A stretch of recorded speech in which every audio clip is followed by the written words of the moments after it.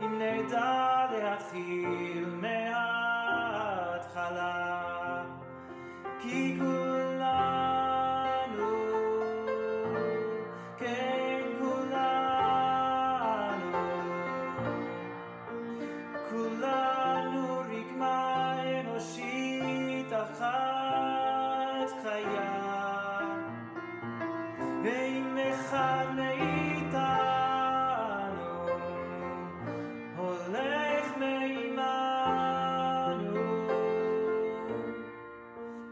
שהוא מת בנו, משהו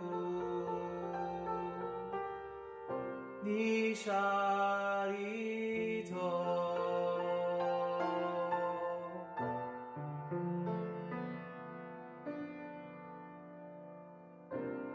נשאר איתו.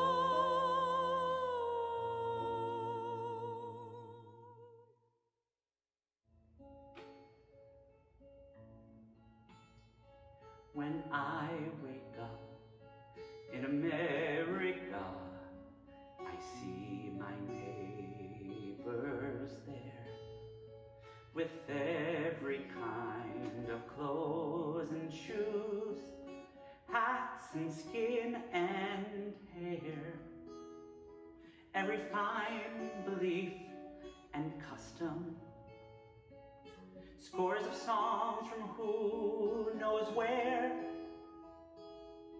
When I wake up in America, our stories fill the air.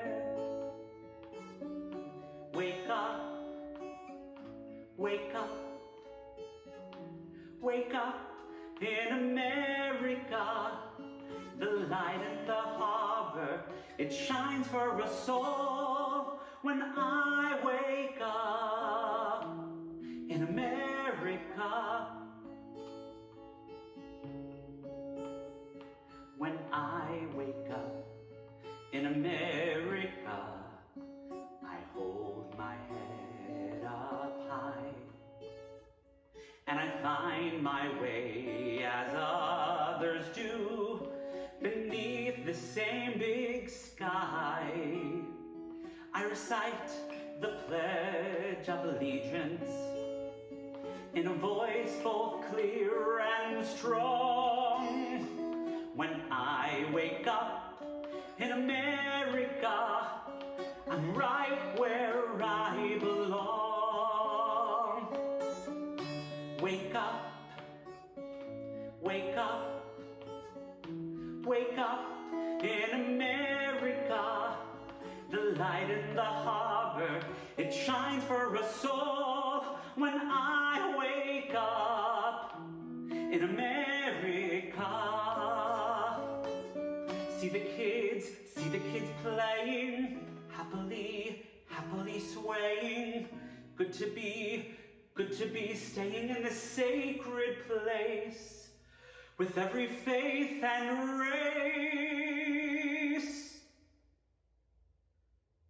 When I wake up in America,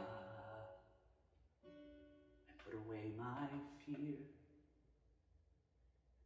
and I love my neighbor as myself, and I say, I'm glad you're here. We have found ourselves together in this land we dreamed could be. If we wake up, America, everybody still can be free. Oh, wake up, wake up, wake up in America.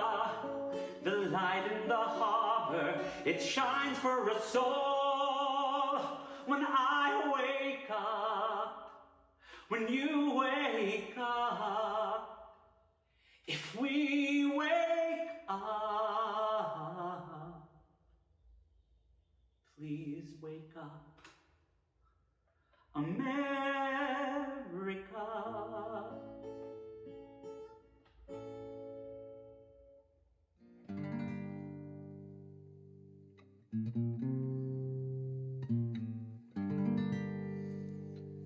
Hello, neshama, neshama, shenatata bi, neshama, neshama, shenatata bi, tehorahi.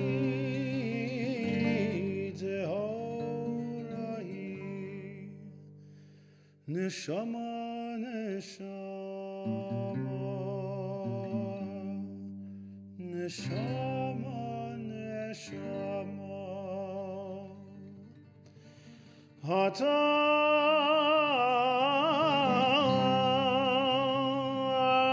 verata, ata yetzareta, ata verata, ata yetzareta, ve'ata nefachta bi.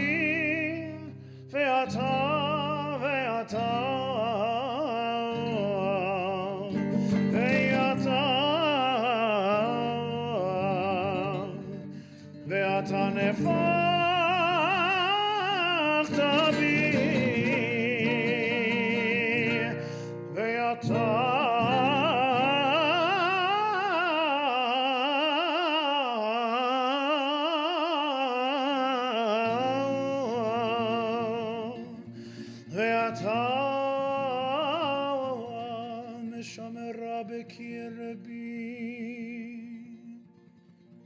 נשמה, נשמה,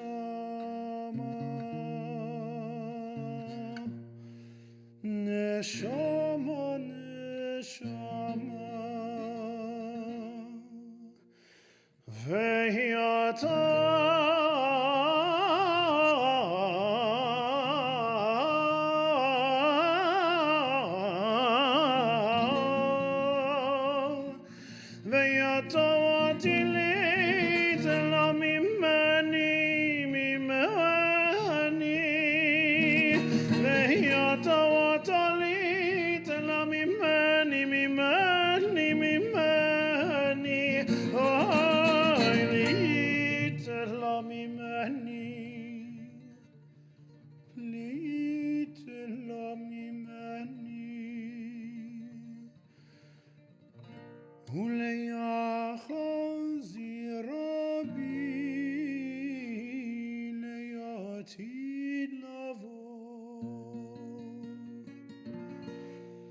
נשמה, נשמה, נשמה, נשמה, כל זמן,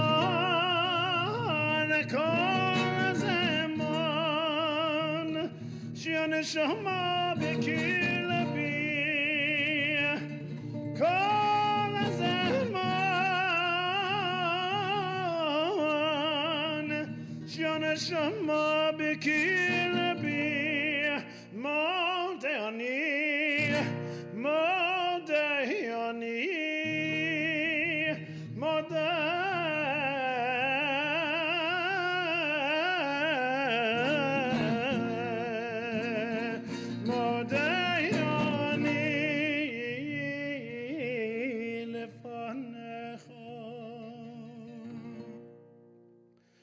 Adonai Elohai Elohai Avotai Ribon Kol HaMasim Adonai Kol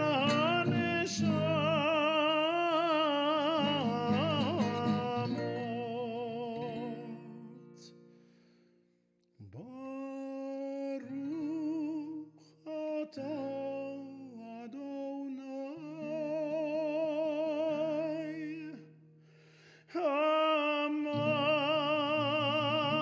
Hazir Neshamot, Neshamot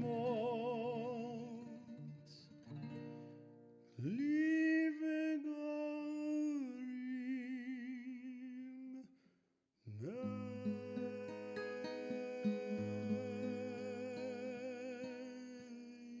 Meiti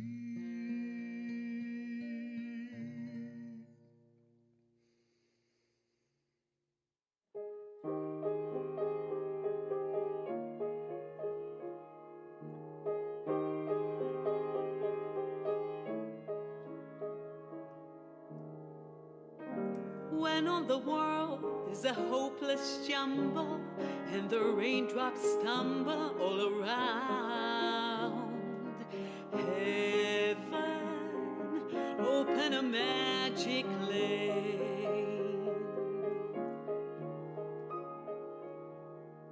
When all the clouds darken up the skyway, there's a rainbow highway to be found, leading from your window pane to a place behind the sun, just a step beyond the rain.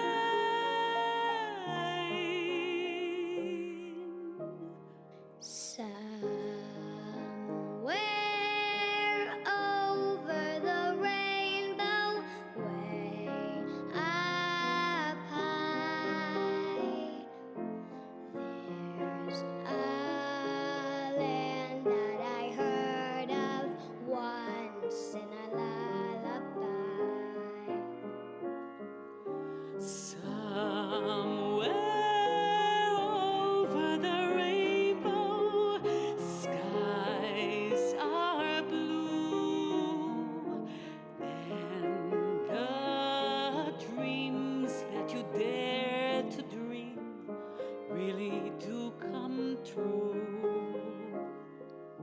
Someday I'll wish upon a star and wake up where the clouds are far behind me. Where troubles melt like lemon drops away above the chimney tops. That's where you'll find me. Somewhere over the rainbow, bluebirds fly. Birds fly over the rainbow. Why then, oh why can't I?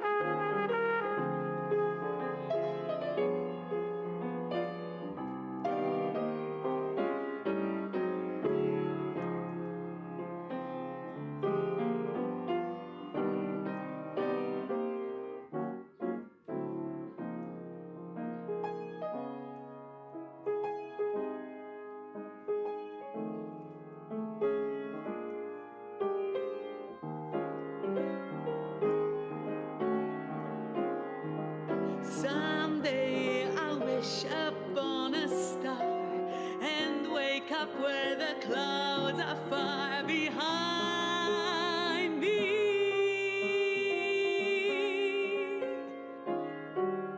Where troubles melt like lemon drops away above the chimney tops. That's where you'll find me. Somewhere over the rainbow.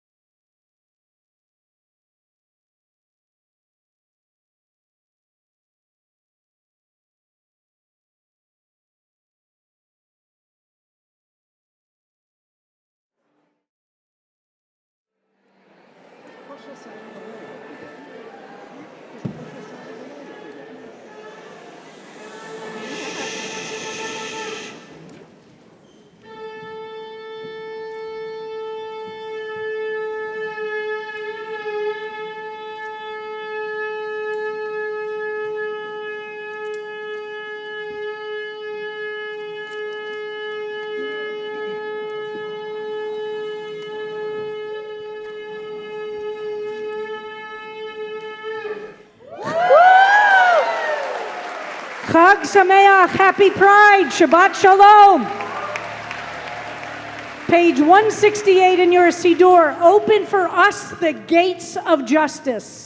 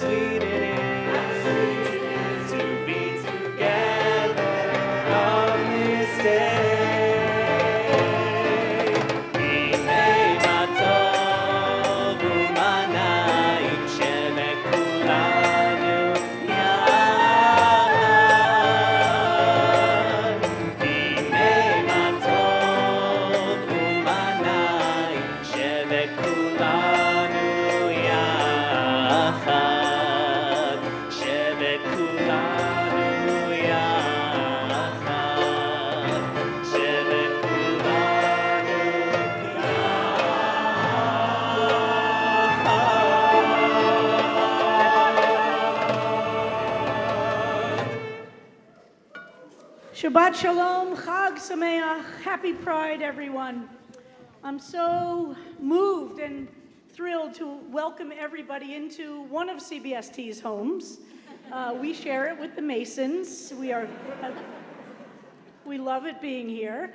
And we're so happy that so many of us are joining together. It's been a long time since we've been able to have a large Pride Shabbat service. In fact, 2019 was the last year we were able to do this. So it's so moving to be here all together tonight. And CBST, you are gathered together for this Pride Shabbat on our 50th anniversary. So this is the 50th anniversary.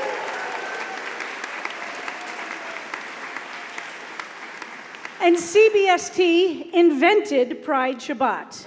So here we are celebrating Pride Shabbat, which has become almost as ubiquitous as the rainbow flag, as part of the way that Jews now celebrate Pride, but it started here. And tonight we celebrate the history as we look forward to a great future. But in this observance of Pride Shabbat, we want to remember why and how it's here on this Friday night of every June, this last Friday night of the June weekends. So let's remember back to 1969. On June 22nd, 1969, Judy Garland was found dead in the bathroom of her rented house in London. It was ruled an unintentional overdose, and her body was bombed and flown to New York City. And on Friday, June 27th, her funeral took place at the Frankie Campbell Funeral Home on the Upper East Side. No one knows if there is a connection, and many people argue about whether or not there was, but I believe in Midrash. And I don't think that God acts in ways that we can't always see, and this one I think we can see. On June 27th, hours after Judy Garland was buried, it was on that Friday night, Shabbat morning. Of course, everybody had gone to shul first. At 1:20 a.m., at a small but very well-known gay bar in the West Village called Stonewall, something happened that had never happened quite the same way before. Well, of course, if you go to Los Angeles, they argue it happened at the Black Cat before Stonewall. And of course, there was an LGBT movement since the early 50s, and there were lesbian and gay, bisexual, transgender, and Jews forever. But something happened on that June night at a bar. And again, there's tremendous disagreement about what exactly took place, kind of like leaving Egypt. Nobody knows exactly, but everybody's stories are very powerful. Was it a drag queen? Was it a butch lesbian? Was it trans homeless kids that started it? Everybody has a different version of the story. But the version is focused on the fact that that night, the world changed. The struggle to say, we will not accept being treated by the police, the 6th precinct, by the way, which has since apologized, I'm happy to say,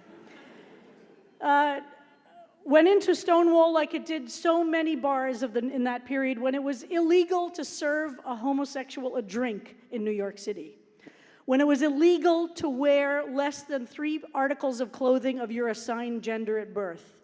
Police would enter into these gay bars, mafia run, of course. They would physically search to see if women were wearing women's underwear, if men were wearing the right clothes. And it was illegal, of course, to have a dance with a same-sex partner.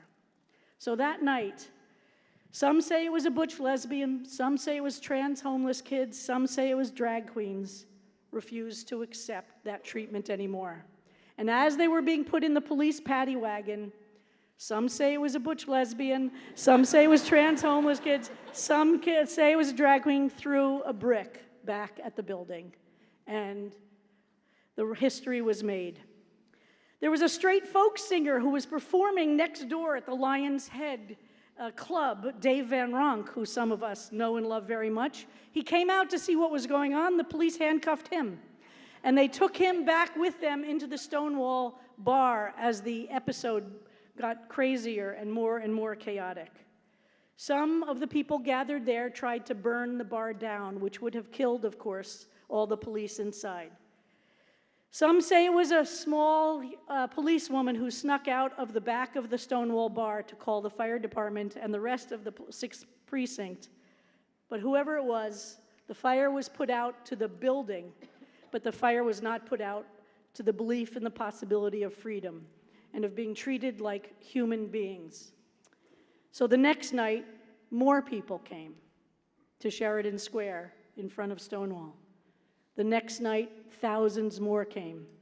It just happened that the Village Voice had its office on the corner, so they came out and took a photograph, which of course has become iconic of what was happening at Stonewall, because of course nobody had cell phones taking pictures of everything.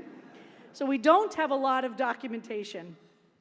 And the next year, after a group was formed called the Gay Liberation Front, the GLF, the next year on June 28th, the first Gay Pride March took place to mark the date of Stonewall. It was, of course, a different route. It was from Sheridan Square to Central Park, and the 2,000 people who marched were terrified. Never before in history had that number of gay people gone into the public eye, marched down the street saying, "We are gay," and not gotten killed for it. There was terror in the crowd.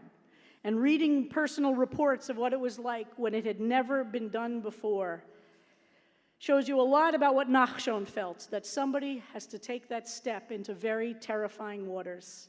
And those people did.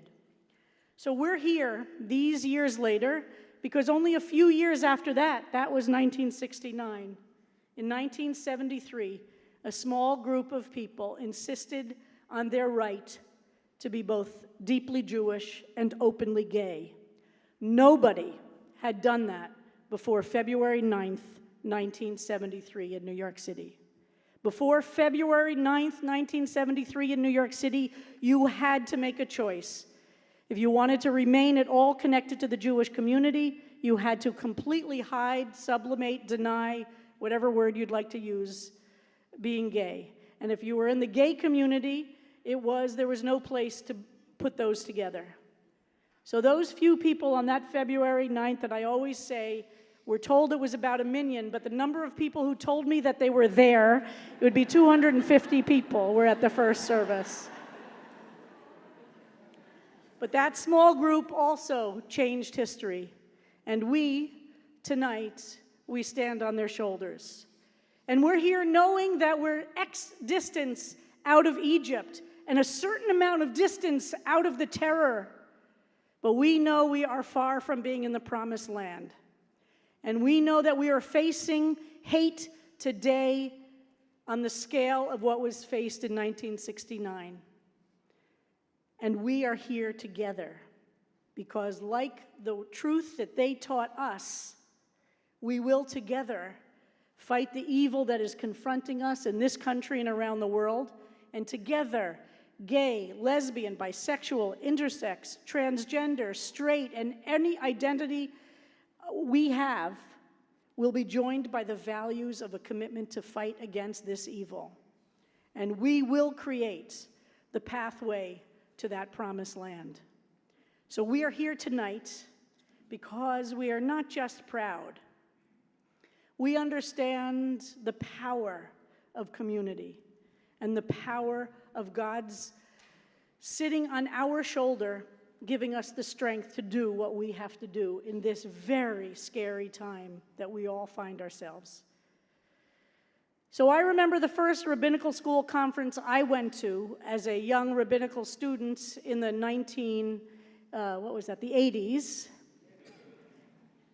There was a friend of Judy's gathering at the rabbinical conference because even in the 1980s, it wasn't possible to say gay rabbinical students will meet here.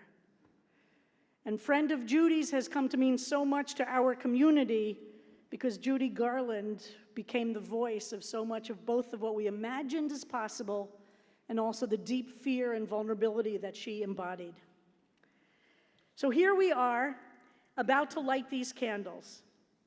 So in order to start this Pride Shabbat off, I'd like to invite anybody here who came to Cbst in the 70s, or anybody here who came out in the 70s or earlier to come up and light our Shabbat candles.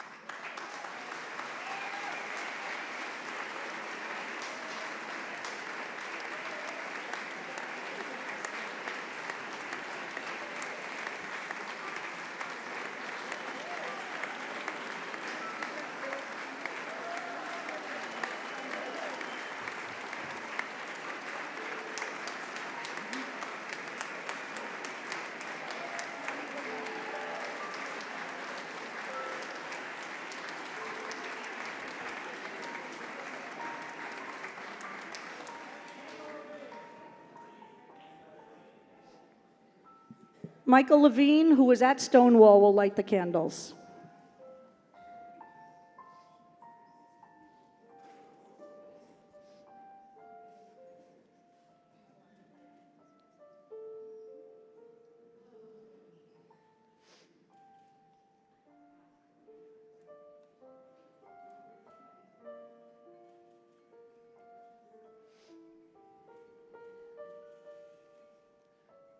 Baruch atah Adonai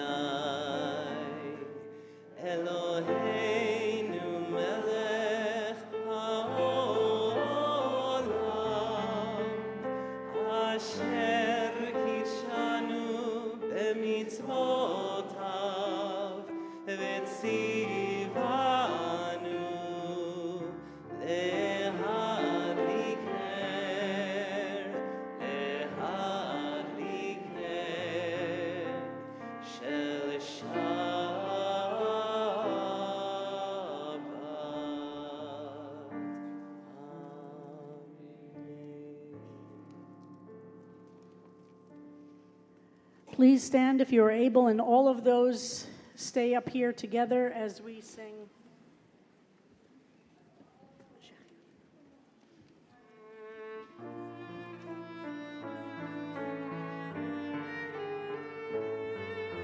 Shalom Aleichem, Malachei Hasharet, Malachei Elyon,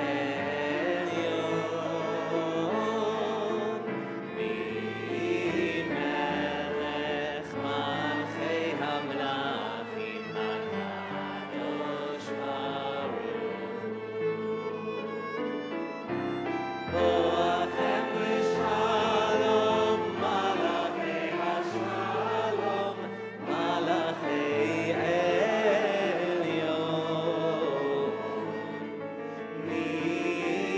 Melech Malchei Hamlachim, HaKadosh Baruch Hu. Baruch Hu l'shalom, Malachei Hashalom, Malachei Elyon, Melech Malchei Hamlachim, HaKadosh Baruch Hu. Seizhem l'shalom, Malachei Hashalom, Malachei Elyon,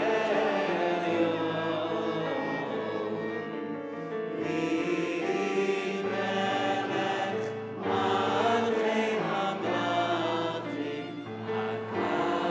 HaKadosh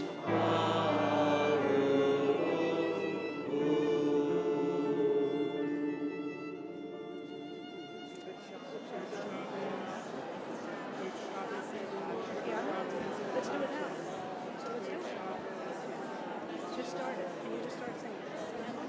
We join together in saying words of gratitude. We are thankful that we are alive. We've lived to be alive at this moment, expressing gratitude to God.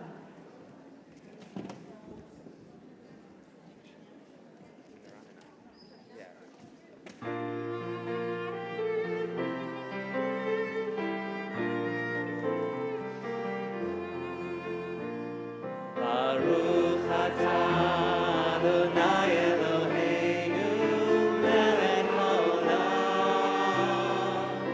שהחיינו וקיימנו והגיענו לזמן הזה. ברוך אתה אדוני אלוהינו מלך העולם, שהחיינו וקיימנו והגיענו לזמן הזה.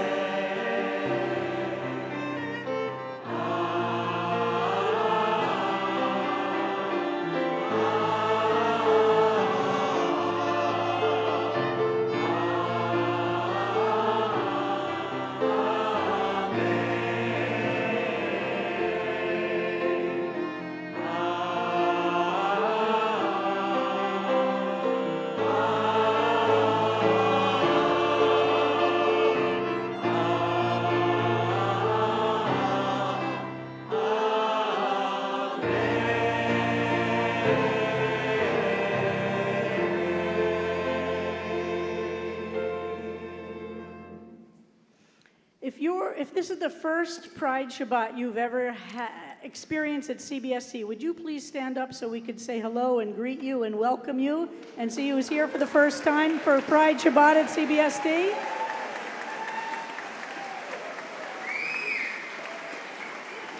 Welcome, everybody. We're so happy you're here. And a special shout out to Cantor Rosen's parents who are here.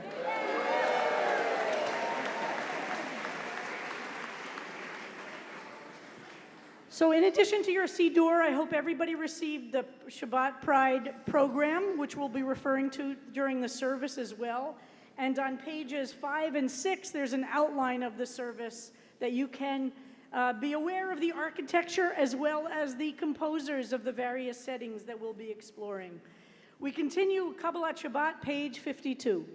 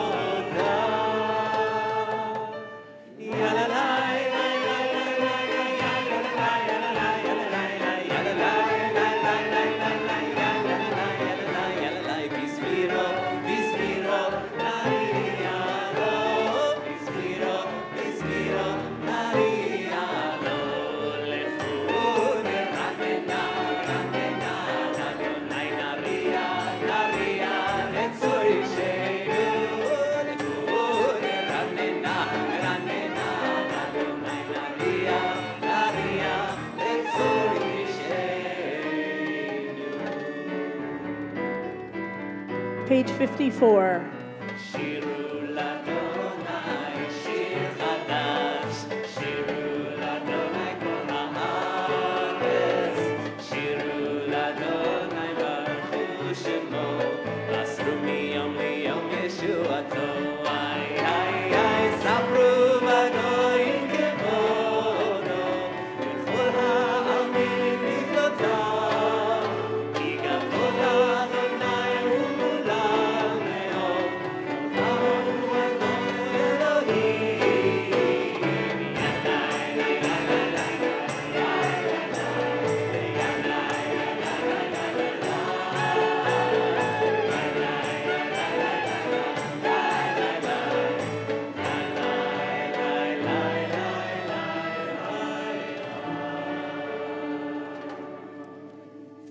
Page 62, please stand if you are able in body or spirit.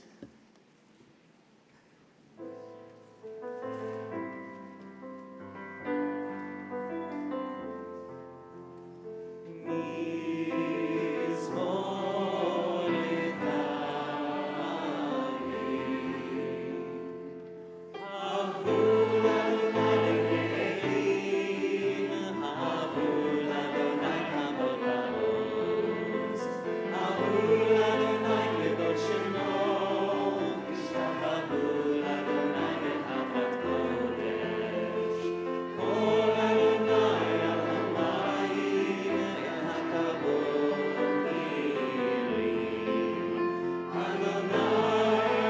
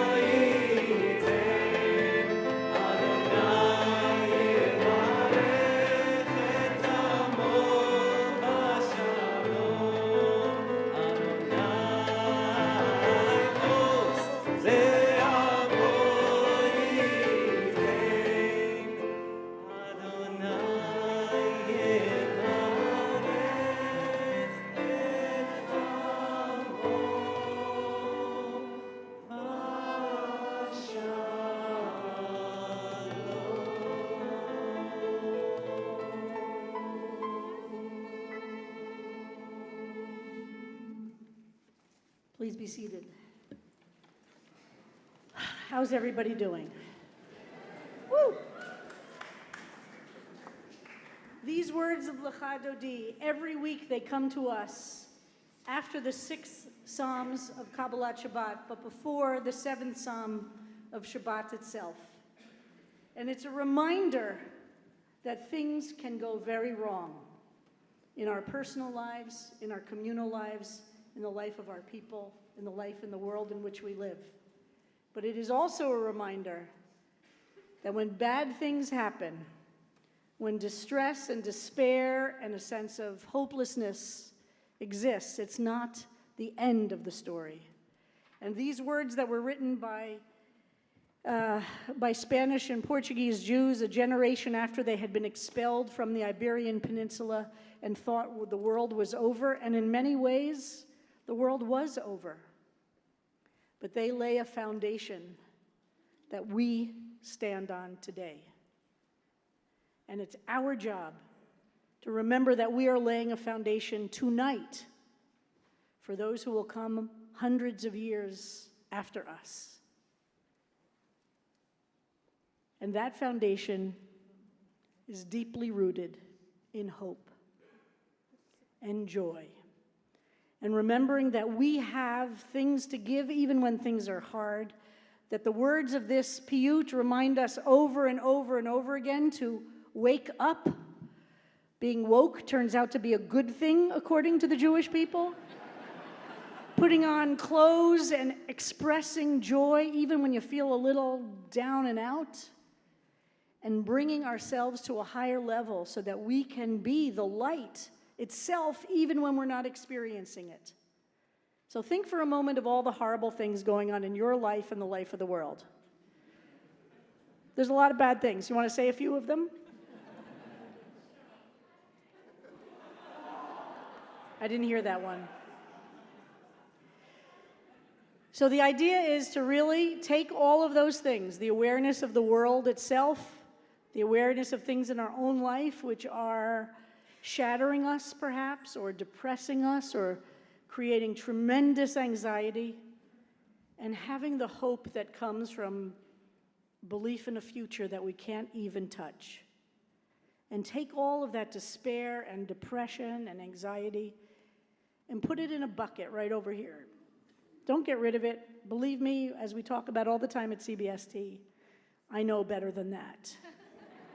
But try and see if you can make a little room on this Pride Shabbat when we see so much going wrong in the world to focus on the blessings and to create some space for our souls to breathe, to sing these words of these Jews written hundreds of years ago, to remind us that our job is to be a foundation stone for the future. Okay, you with me? Okay? Sit up. You got to sing from your diaphragm. You got to embody the neshama, the breath, which is also, of course, the soul, and try and find and let, if there are places of deep distress, let the sounds of the music or the sounds of the people sitting around you or the sounds of the singing just get in a little bit to the really cruddy places inside and see if you can soften a little bit. Lecha Dodi, page 66.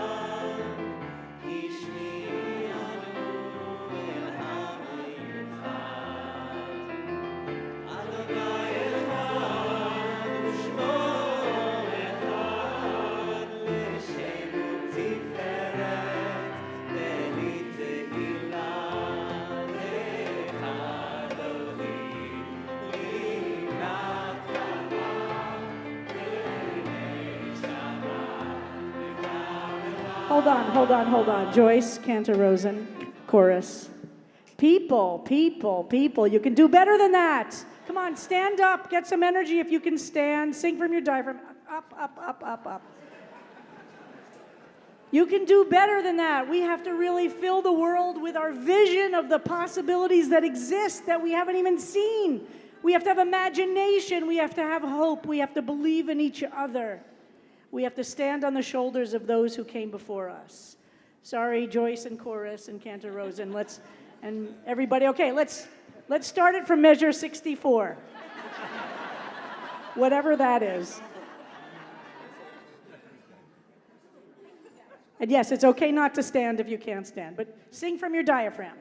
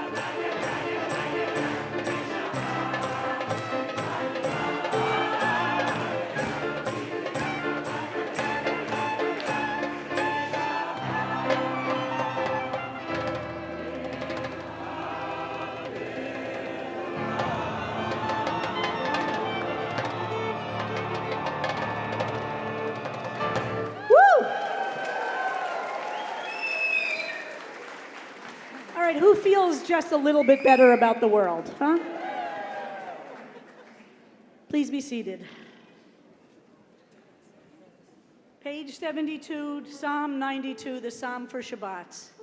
Once we've broken in a little bit into our despair and hopelessness, our fears and anxiety, and have found a little bit of room for joy and imagining the possibility of being a foundation stone for the future, that's when we can express gratitude to God. Whatever you imagine God to be, whatever you imagine, we take on Shabbat this opportunity to say the 92nd Psalm to remind us that no matter how big the curses are, on Shabbat we focus on the blessings. No matter how small the blessings are, we make room for them in our hearts, our souls, in our minds, our bodies. And as we sing this Psalm of Shabbat, really think, what are the things you're grateful for? Small, go as small as you can. And let your soul take that in. Page 72, Mizmor Shir Liyom HaShabbat, the Psalm for the Sabbath. Mizmor Shir Liyom HaShabbat, Mizmor Shir Liyom HaShabbat, Tov le'odot Adonai,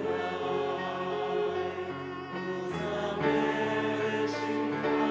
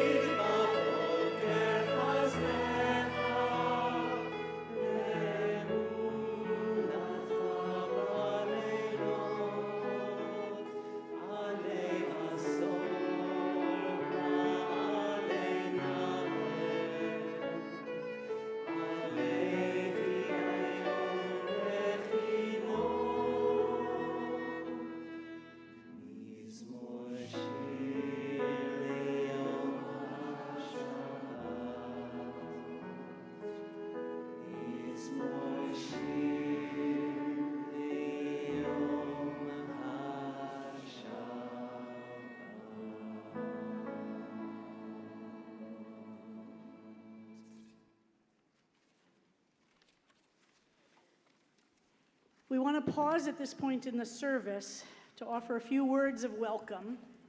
First of all, to New York City Controller Brad Lander, who honors us with your participation here. So happy, Brad, that you're joining us and you're part of the community tonight. We're so happy that you're here. I'm really delighted to welcome to the congregation, not to the congregation, because he's actually a member of the congregation, but to offer a mazel tov to Seth Marnin, who Governor Hochul has just appointed the first out transgender male judge in the United States. Seth, would you stand up so everybody could see you?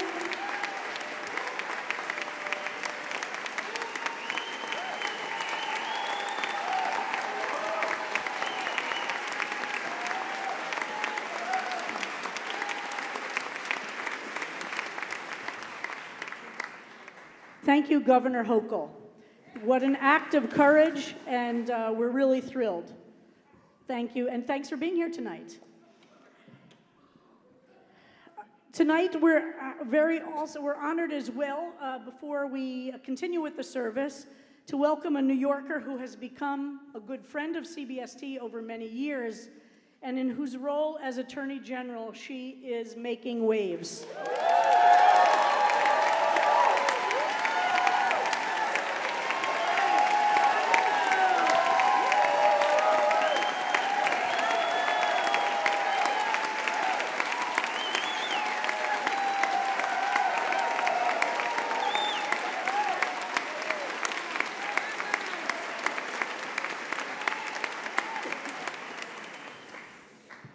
When you spoke at Cbst some years ago, I introduced you and I didn't give you advice, but I said I was glad you were going to be in a role to consider some of the legal implications about a certain person. But of course, we take no positions and we don't want you to comment on it. So Tish James, when she was elected in 2018, she was the first woman of color to hold statewide office in New York and the first woman to be elected Attorney General.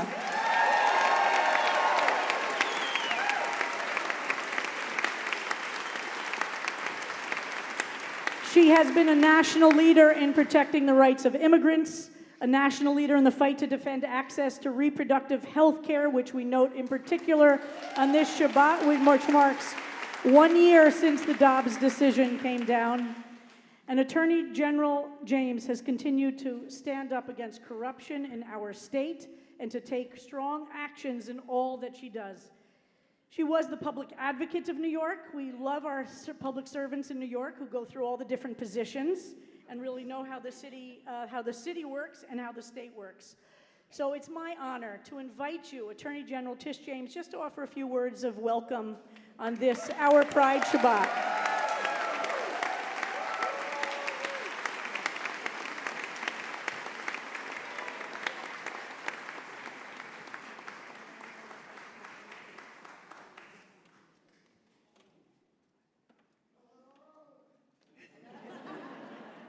That's my good friend Lou Goldstein.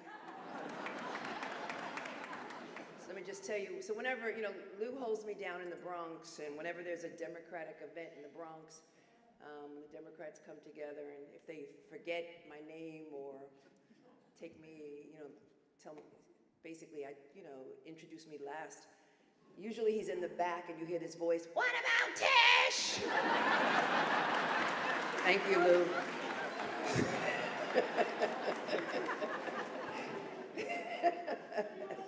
I love you too.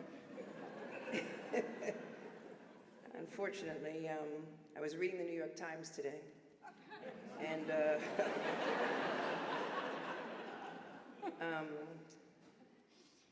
there were more than 300 incidents of anti-LGBTQ harassment, vandalism, or assault in the United States from June 2022 through April 2023, according to a new report reflecting a climate in which bias against gay and especially transgender people has become widespread.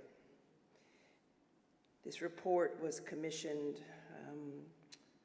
by GLAAD, and the incidents, which were reported in 46 states and the District of Columbia, included online harassment, gatherings of armed protesters, outside drag shows, and bomb threats against hospitals that provide gender transition care. They also included the mass shooting in November at an LGBT nightclub in Colorado. We're in a safe space now, a space where we can all come together, a space where we can summon the presence of God. Shabbat Shalom. I want to again acknowledge my very good friend, Controller Brad Lander, and of course, Seth, you certainly deserve elevation to the bench. Thank you for making history. It's an incredible privilege to be able to be with you this evening and to speak with all of you. And I cannot express my gratitude to Cbst, which has allowed me to speak before you in the past. Shabbat Shalom is really a celebration of not only our shared connections, our spirituality, but also of our individuality, of who we are. And so I step out of the role of Attorney General when I speak before you on Shabbat, and I speak about my existence, and I also summon the presence of God. We take pride in who we are.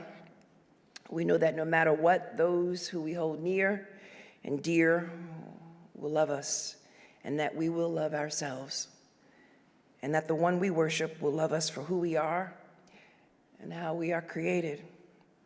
It is a belief that Rabbi Sharon Kleinbaum has expressed dearly in her 30 years of leadership and has taught me. Her dedication to the intersection of spirituality and activism cannot be understated. She is the one who leads with an unwavering faith in her principles and an undying love for all those near her and those who are not near her, who just believe in love. And of course, my dear friend, Karine Jean-Pierre, a woman who stood behind the White House lectern one day and unapologetically said, "I am Black, gay, immigrant, woman," the first of all three of those who hold this position.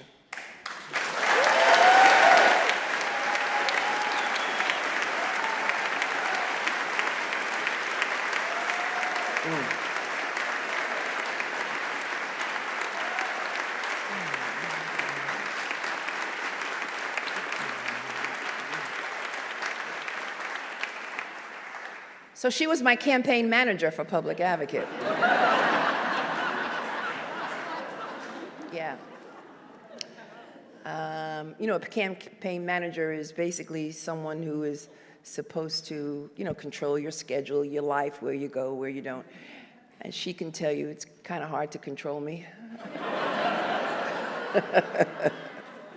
But here we are.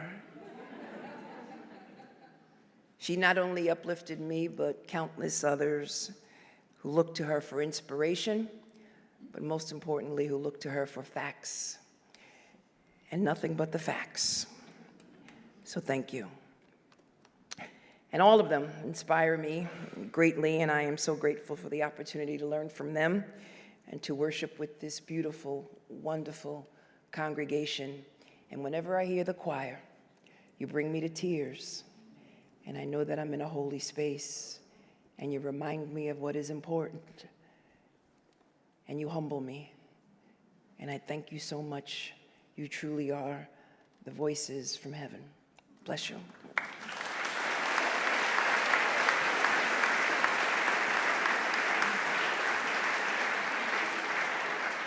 We need more congregations like Cbst. We need more choirs like the choir here today. And we certainly need more leaders like Rabbi Kleinbaum. Yes, please clap that up.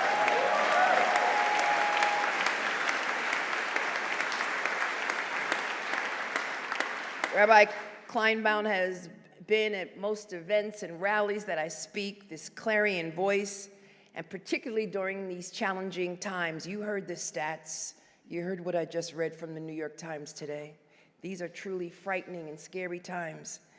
And it's frightening to see how so many individuals can distort the calls for compassion and love that we have in our holy scriptures into intolerance and fear and even hate, just as they did to justify the enslavement of my ancestors. Yet at the end of the day, I take comfort in the fact that there are communities like this one in this very room that comfort me each and every day, that welcome me, that surround me with love. Communities of people filled with love and who see compassion for all as the highest duty of all. Because hate has no place in our hearts, in our city, in our state, or in our nation. And as long as I am the Attorney General, I'll use the force of the law along with the judge to protect the rights of all of you who are here this evening.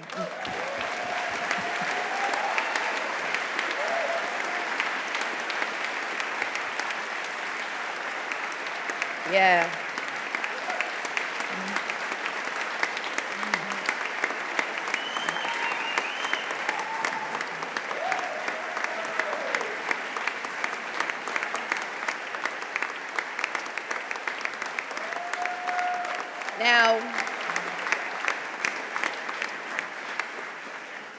Now I want to be clear, the judge is independent, separation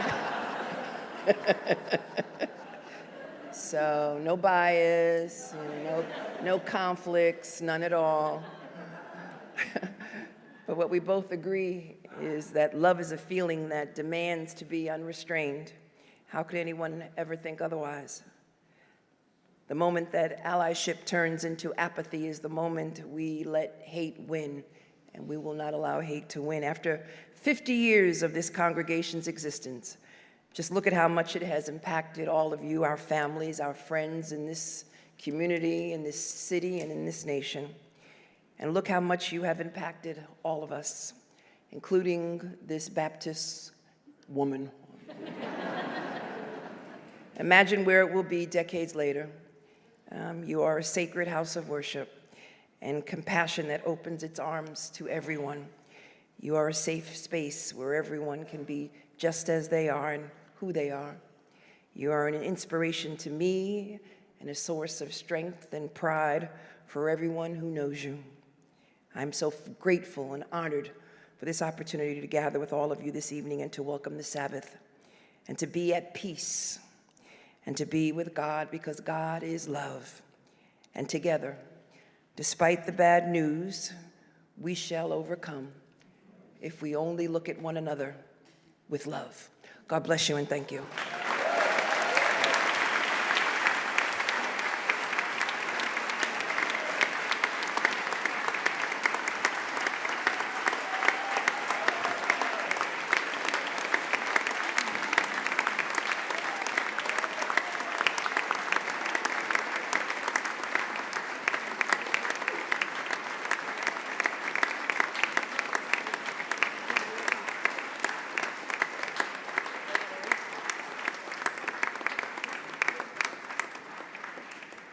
Thank you, Attorney General. We love you. Come back anytime. We consider you an honorary member of the community.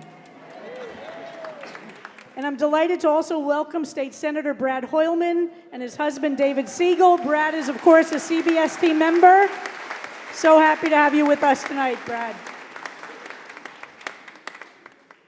Page 78. Please rise and body your spirit.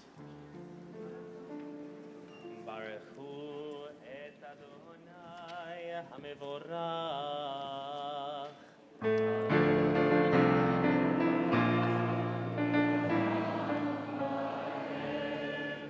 ברוך אדוני המבורך לעולם ועד. You may be seated. This past year, I have been steeping myself in Cbst history, not only because I'm nearing my first year on the pulpit, on the bima, and not only because it's our 50th year at Cbst, but also because in honor of our 50th year, we have been reading our way through Rabbi Yael Cohen's book. Rabbi Yael Cohen is right here in honor of Cbst's 40th anniversary. And I wanted to bring in some of the amazing voices that were captured in that book. One by Cbst member Sandy Warshaw, who said that when she came to Cbst, to the feminist minyan, with Yolanda Podosinsky and Regina Linder, Roseanne Leipzig, and many more, that's where she discovered that she could really pray. That's where she felt that she could be at home. And particularly about the Baruch Hu, she said that that's where she learned that the Baruch Hu was a way of saying, hey God, I'm here. I'm here. I'm ready. I'm here. So tonight, as we are in this little moment of the Baruch Hu, let's just take a moment and say, hey God, we're here. This grouping of over 600 gay, lesbian, trans, non-binary, straight, genderqueer, Jews and allies in this room, we are here. Hey God, we're here. Page 80. מעביר יום ומביא לילה ומבדיל בין יום ובין לילה אדוני צבאות שמו אל חי וקיים תמיד ימלוך עלינו לעולם ועד Baruch atah Adonai,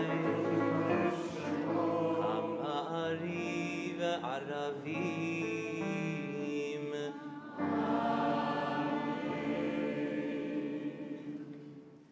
Page 86.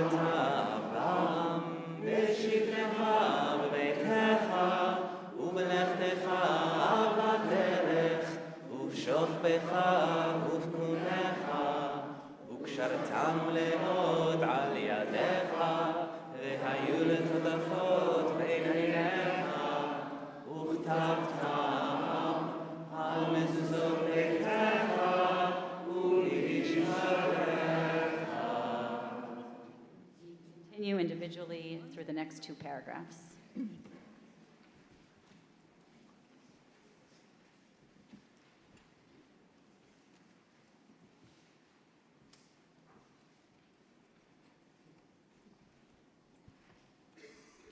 Adonai Elohechem. In 1983, a Broadway musical based on a film from the decade earlier, La Cage aux Folles, opened on Broadway. It was the first musical in which a gay love story was presented as the center of the musical and in which there was actual happiness in the relationship. The music was written by the gay Jewish composer Jerry Herman. Harvey Fierstein sang these words, which became a gay anthem in the 80s for many of us, and certainly through the period of AIDS and what the 80s was like for so many of us. We traditionally take the words of the Mi Chamocha and set them to music of a holiday that is around the corner. And so it's only appropriate that Jerry Herman's I Am What I Am, page 94, Mi Chamocha.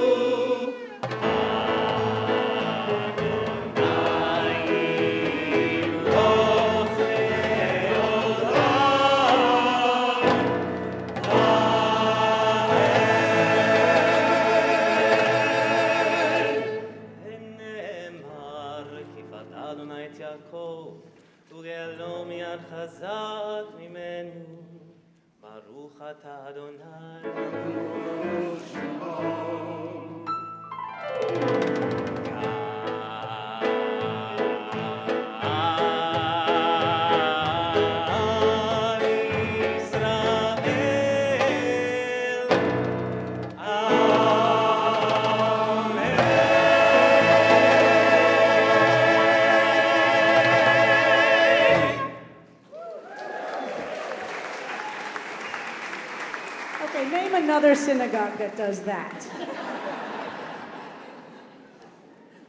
We turn to Hashkivenu, which can be found in your program this evening on page 9. Hashkivenu is our nightly prayer for protection. It's traditionally said before you go to bed, asking God to please protect over us, guard over us, help us make it to the next morning. Help us make it there alive. Help us make it through whatever obstacles we may face. Traditionally, during this prayer, we like to think of what communities might need a little bit of protection at this time. Tonight, I want to look back into the past. Think about all those who aren't here tonight, who did so much work to create this community, who did so much work and they couldn't have even maybe imagined this community. I want to bring in the words of Irving Cooperberg and those who had the foresight and the vision to imagine a service exactly like this. A service filled with joy and pride and love for each other. Who said, "We don't charge to pray. We don't ask if you're gay or lesbian. We just say, welcome, you're here." So tonight, I want to ask for protection for the future, for those going forward, for those of us who we now might not even be able to imagine could be in this room, but also give so much immense gratitude to those who had the imagination to picture us here tonight. Page 9.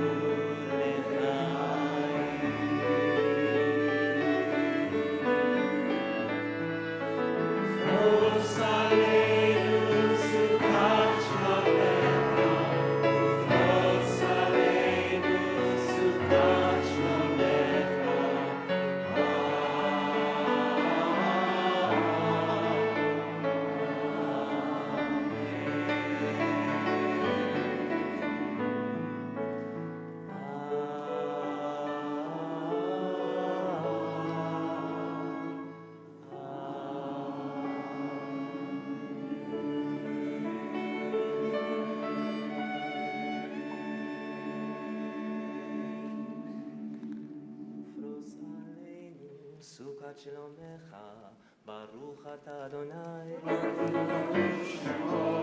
הפורש סוכת שלום עלינו ועל כל עמו ישראל ועל כל העמים ועל ירושלים.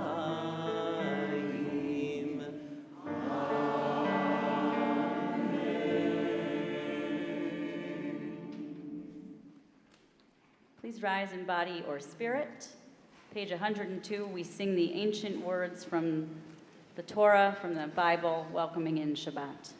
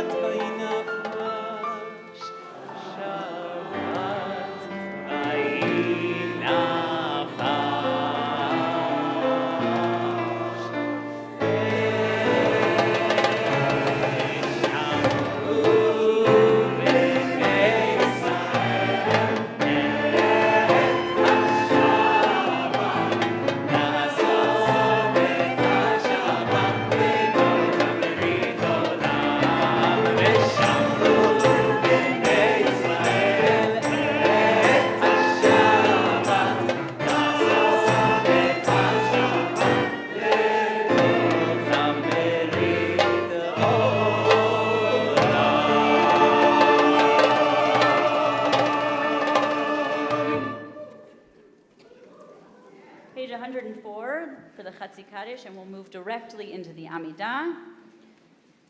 You can note where you might want to add the Al-Hanisim prayer for Pride, for Shabbat HaGe'evah, Pride Shabbat. And when you are done praying, whatever words are in your heart or are on the page, you can find a seat.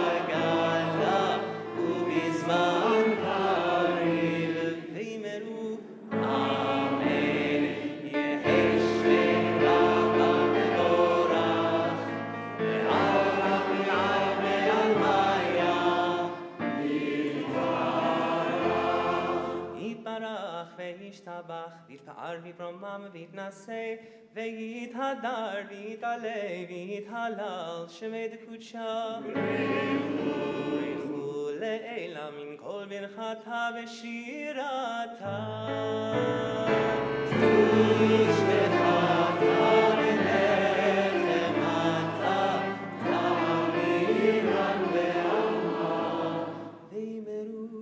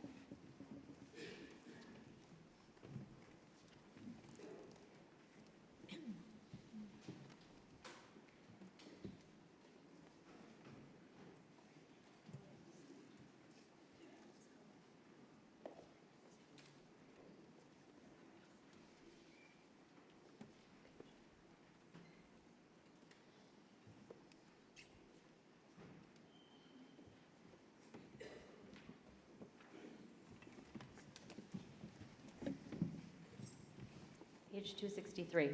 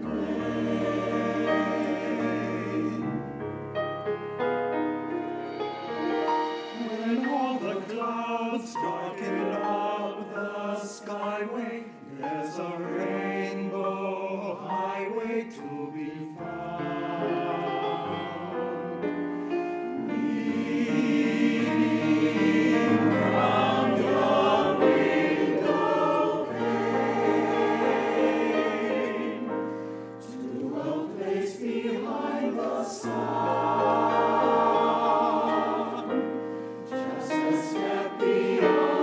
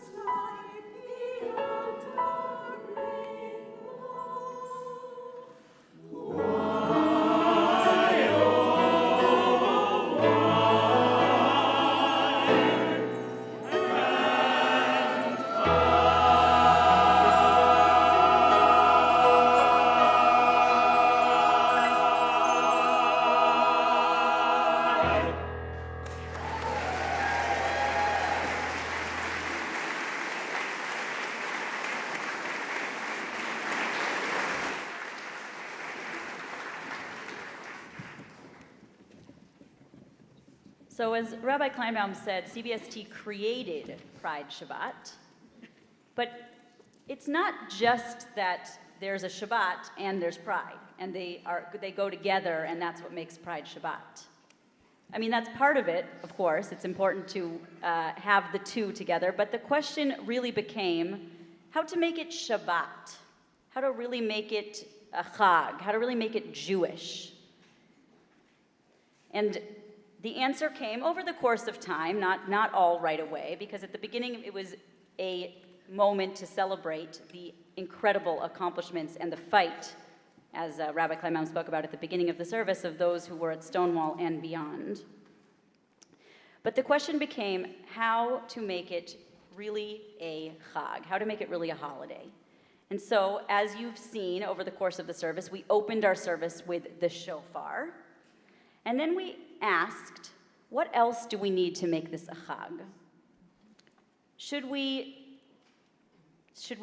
say special prayers? Should we insert special things into the Amidah? And the answer became yes, but there's a certain way that we should do it. Because it's not a Chag in the sense that it was written in the Torah, and so then we're going to follow exactly what it says in the Torah of the way to celebrate, but there are other types of Chagim that exist in Judaism, like Hanukkah and Purim, which really celebrate the accomplishments, the miracles that happen when human people, when regular humans and the presence of God come together to create something amazing and divine. And in order to celebrate those holidays, we do a few things. We sing Hallel, which we will later on in the service. We sing Hallel to commemorate the fact that miracles really occurred. Miracles occurred in our days through our hands with the help of God. And we also say the Al-Hanisim prayer. We say the Al-Hanisim prayer, which is the prayer for miracles. We say it on Hanukkah, we say it on Purim, and with Rabbi Ayelet Cohen's vision, we now say it on Pride Shabbat. And so it's my pleasure to continue an amazing CBST tradition of inviting our interns up to read the Al-Hanisim prayer for Pride. And sometimes the interns are finishing their year when they come up. And this is sort of the culmination of their year experience. But I'm so happy to report that both of our interns, Adam Graubart from HUC and Eliza Schwartz from RRC, are staying for another year. So this is not their culmination. But they will continue the CBST tradition of reading the Al-Hanisim prayer. So it can be found on page 256 in your siddur.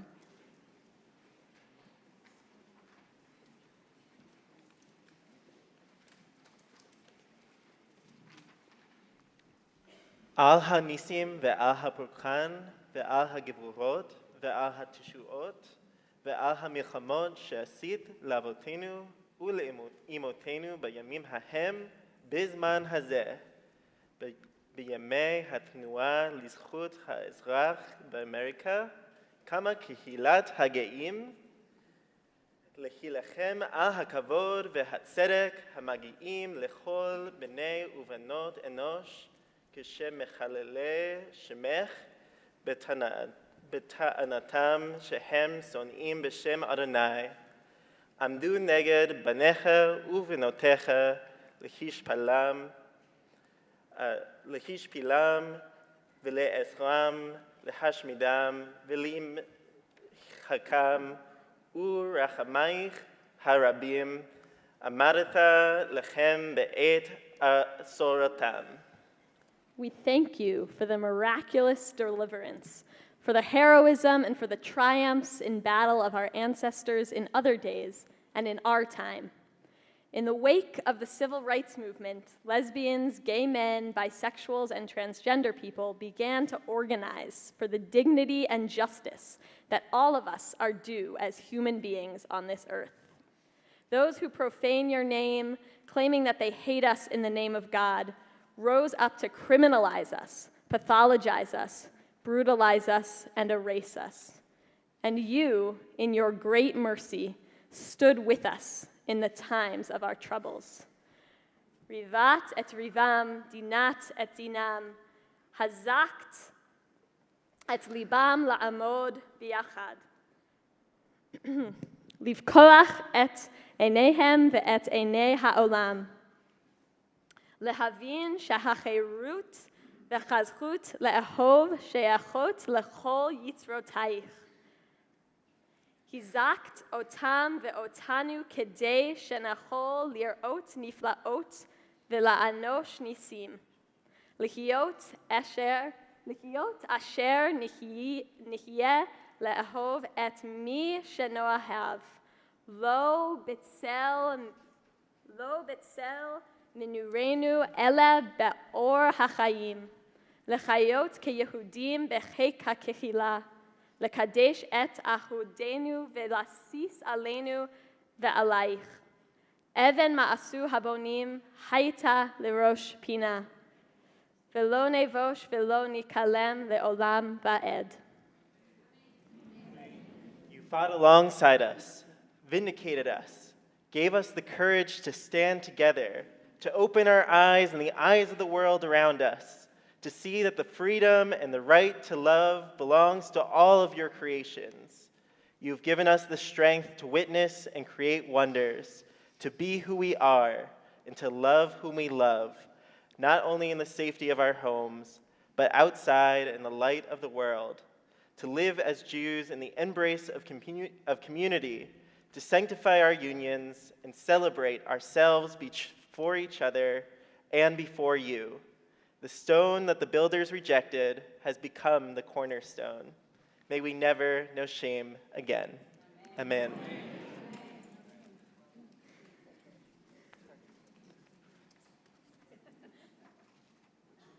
Amen ve'amen ve'amen.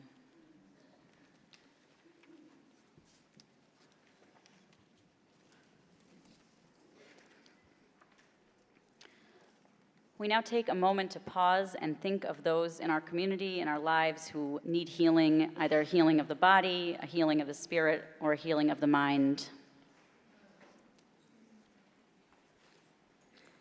You can say the words on your lips or just in your heart. And on page 131, I'll pray in the Hebrew for all those who are seeking healing. Pray that they have a full and complete healing and that they are surrounded by friends, loving companions, and family. Rafa'enu Adonai v'nerapeh, hoshi'enu v'nivashea, v'ha'aleh refuah shlema lechol makotenu, baruch ata Adonai, rofeh hacholim. Please turn to page 12 in your program. We will have all our voices rise together to read the prayer for our country. We will read the top half of the prayer. And we'll say it together, starting with our God and God of our ancestors. Our God and God of our ancestors, bless this country and all who dwell within it. Help us to experience the blessings of our lives and circumstances, to be vigilant, compassionate, and brave. Strengthen us when we are afraid. Help us to channel our anger so that it motivates us to action. Help us to feel our fear so that we do not become numb. Help us to be generous with others so that we raise each other up.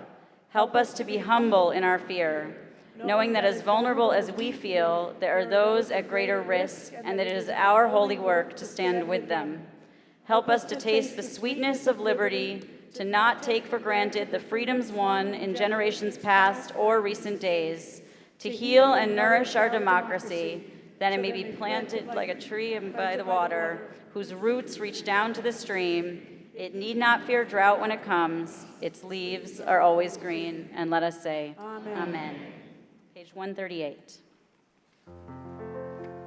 יתקדל ויתקדש שמי רבה, לעלמא דברי כנותי והמליך מלכותי בחיי חון ויומי חון ובחיי דכל בית ישראל, בעגלה ובזמן קריב ואמרו, אמן. יהי שמי רבה מבורך, לעלם ולעלמי עלמיה. יתברך וישתבח ויתפאר ויתרומם ויתנשא ויתהדר ויתעלה ויתהלל שמי דקודשה. ברכו לאלה מן כל ברכתה ושירתה, תושבחתה ונחמתה, דמירן בעלמה ואמרו, אמן. תתקבל צלותון ובאותון, דכל ישראל קודם ובהון די בשמיה ואמרו, אמן. יהי שלום רב מן שמיא וחיים עלינו ועל כל ישראל ואמרו אמן. עושה שלום ממרומיו הוא יעשה שלום עלינו ועל כל ישראל ועל כל יושבי תבל ואמרו אמן.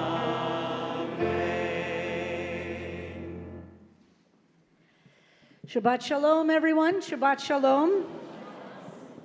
And we are so grateful to all those who have led tonight, and including our chorus and all of the musicians, and we'll say more about them later. But right now, I want us to turn to the special feature of tonight's Pride Shabbat service. We are so deeply honored to have with us tonight Karine Jean-Pierre, the president's spokesperson. She is the first black person, the first openly queer person, because who knows, there might have been other queer people that weren't so open. I could think of a few, but we'll just say that Karine is the first openly queer person in that role, the first immigrant, and she is a long-time advisor to President Biden. And as we heard earlier from Tish, she has served as a campaign manager and on the political staff of any number of campaigns here in New York City. She was born in Martinique and came here as a young girl and grew up here in New York City. So of all the identities, we love that you're a New Yorker.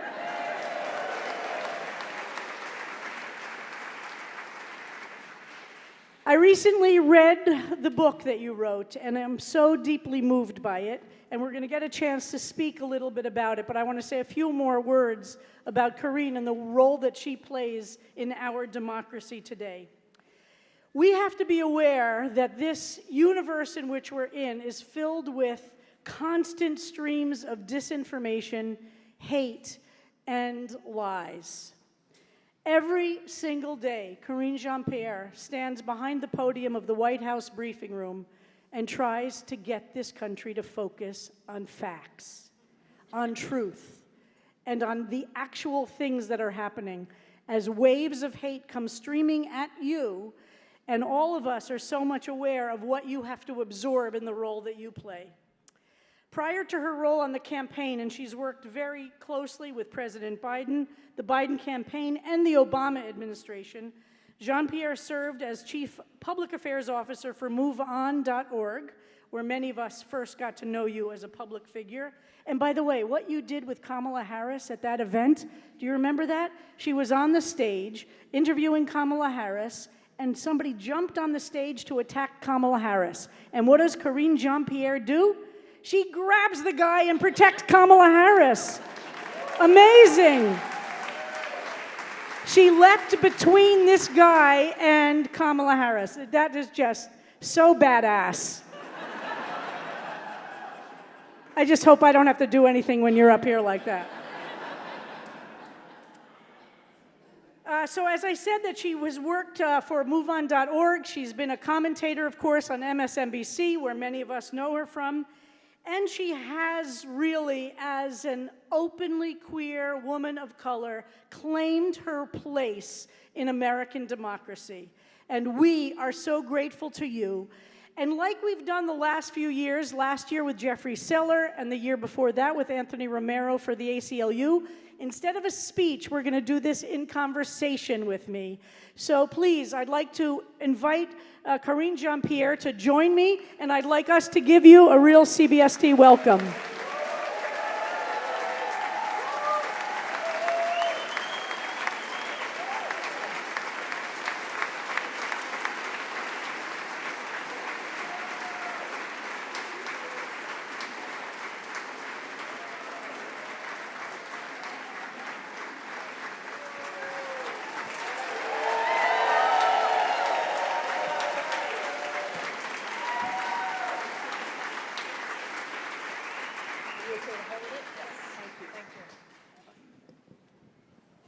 Very serious. She's very serious. Everybody here functions in 17 different roles. Barbara's the percussionist, and she is the teacher of our tech guy. Jason, can we say hello to Jason? Hi, Jason. Who is a high school student of Barbara Freedman's, everybody should know. Thank you, Barbara. So welcome. So happy to have you here tonight for any number of reasons. But let's start by talking about what the president did on this anniversary of the Dobbs decision. This is a community that cares deeply about reproductive justice. And tomorrow, actually, is the anniversary of the Dobbs decision. But because we're Jews, we start the night before. So it's actually the day of Shabbat. So can you tell us what the president did? Sharon, if I may, can I say a couple of things? Yes, absolutely. I know this is your show, but can I just... Your phone off. So first of all, thank you so much for having me here this evening. It is an honor and a privilege to be sharing this moment, the spiritual moment, with all of you, especially as we head into Pride Weekend in New York City and where we are currently in history in this moment.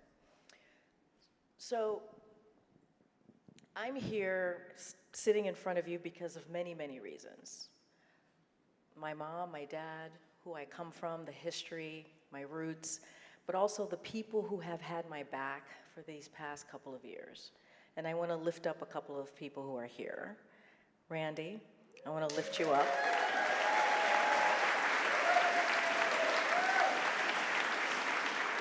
So I'm going to tell you a story. When the time came for the president to start thinking about who was going to replace my predecessor, Randy came to me and she said, I will do whatever you need. You tell me what you need me to do and I will have your back and make sure that you get the position. And she also asked me, are you ready? Are you sure? And she did. She had my back and she always has. I've known Randy for many, many years and she's always been incredibly kind and supportive of my career. And so Randy, thank you so much. And one of the reasons, besides all of you, and of course you, Sharon, that I said yes, is because Randy asked, because I said to her, I would do anything and go anywhere for Randy. So I love you, and I thank you. She is the most dangerous person in the world, so you don't want to cross her. According to a certain network, yes. And Tish, I love you so much.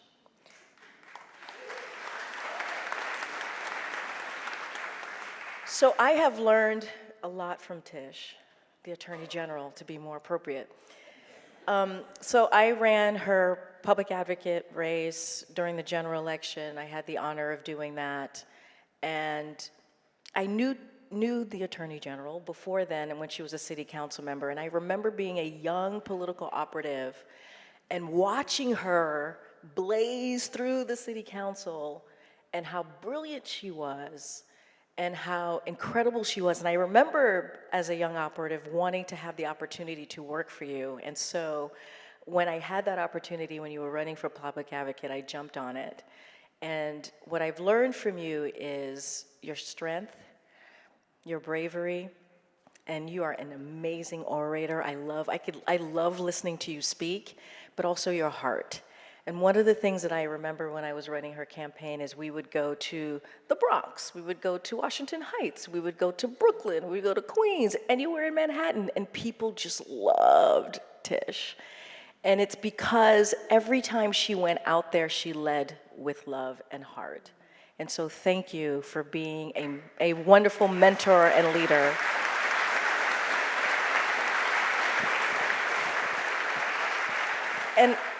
And I wanted to say all of this is because it is important who lifts you up.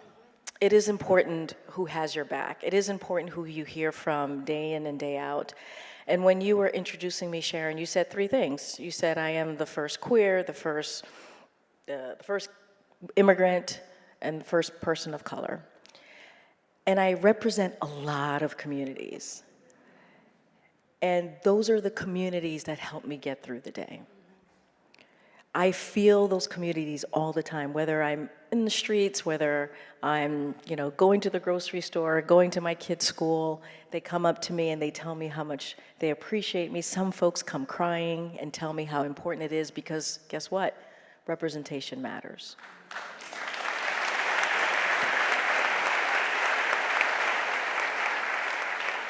So thank you so much for having me here this evening. It is beautiful to see the camaraderie, the community, and how you all come together every Friday for, many of you for 50 years, and what this place means and how important it is to the community.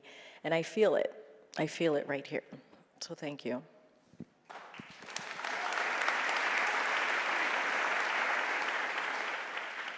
I'm just verklempt. And I know you had a lot of experience working in Jewish districts, but I suspect the synagogues you dealt with and the rabbis you dealt with were a little bit different Very than this. different. Very different. Very different. But Sharon, that says a lot about you, right? I mean, you Well, built we're not you Borough Park. built this. Yeah, we're not Borough Park, though. That's the thing, is we're not No, Borough Park. I mean, you got to get your flowers. You got to get your flowers. Thank you for doing what you have done for the past 50 years.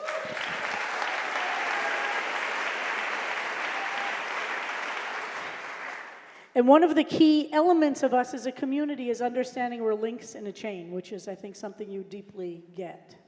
That the role that we play in the world is to be grateful to those on whose shoulders we stand, and to be really aware of those who are coming after us. So I'm wondering if you, before we go to the Dobbs decision, because we'll get back to Dobbs, we'll get back to that, but because of what you said before, maybe would you talk a little bit about your family and how you got to be the person you are? And I think a lot of us relate to coming from families that didn't initially accept us as LGBT people, and the journey that you've gone through, I think, would be very meaningful for people. Well, thank you for reading my book. I appreciate that. I love your book. Everybody, I left it in the back of the room. I'd be selling my book right now. I cannot do that as a government employee. But thank you for reading it. Asterisk. And Karine actually reads it on Audible, by the way. That's true. She's the narrator on Audible. I'm not selling it, I'm just letting people know. Okay. So writing my story, telling my story was actually very hard. It was a very difficult journey. I have a lot of ups and downs, as you know. And the reason why I tell my story is I hope that it helps many people that come behind me or who look up to me, and so they can hear and see someone who's gone through some incredibly difficult times, but made it through and succeeded. But I also made it through and succeeded because of my parents. As much as complicated that relationship is, and I think some of you may understand this, I love them dearly, and they've always supported me every day of my life, obviously. But when I came out, it was really hard. It was really hard. I was 16 years old, and it's actually a little bit of a long, convoluted story, but I was 16 years old. Both my parents are from Haiti. We specialize in long, convoluted stories here. I forgot where I am. And they're very conservative, grew up incredibly conservative. I went to Catholic school throughout my life, elementary, high school, and, coming from where they came from, they came to this country, like many other immigrants, for the American dream and to make it, to try and make it. And of course, the American dream means different things to different people, and many people do not. Sometimes it's truly not a reality for many, so I want to put that out there. But when I came out to my mom, I said to her, "Mom, I'm a lesbian." She looked at me and she said, "I do not know what that is." And she has a very, very heavy Haitian accent. She looked at me and was completely confused. And I had to describe and give her the definition of what that was. She looked horrified and then proceeded to disappear and did not want to have the conversation again. And we did not talk about it for years. And so I essentially went back in the closet. But the beauty of my story is I've actually been out for almost my entire adult life. But it had to be in doses. It had to be with certain people. I had to be incredibly careful. And it's been a journey. So two other things I want to say about my mom. We are incredibly close. I have a daughter. She loves her granddaughter, and she is on the other side of this in a big, big, big way. And it is love, love, love that I get from her now. And about a couple of years ago, I spoke to a cousin of mine who's older, and we talked about my story of coming out. And he said to me, you know, the night that you told your mom that you were gay, she actually called me. And I had no idea, because I thought she didn't really understand what I was saying to her. And she said to me, he said to me that she said that she was so afraid for my life, that she was so concerned about what my life was going to turn out to be. And that was the fear. And it wasn't not accepting me, it was the fear. I'm a black woman, I'm an immigrant. Now I'm gay. So she was worried. But Mom, look at me now, right? I mean, I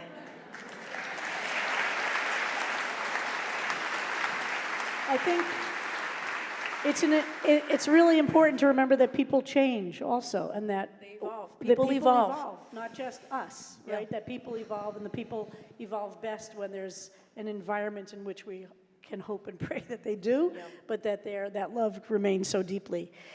So I have a very serious question. How do you not scream from behind that podium? How do you hold it together? So a couple of things. When I walk into the White House, I'm always in awe, because statistics say that I should not be there. I should not be in the office that I have. I should not be standing at the podium every day. I should just not be on the grounds. And so every time I walk on the White House campus, it is amazing. It is special. So that's the first thing. The second thing is, I get to speak for the President of the United States, guys.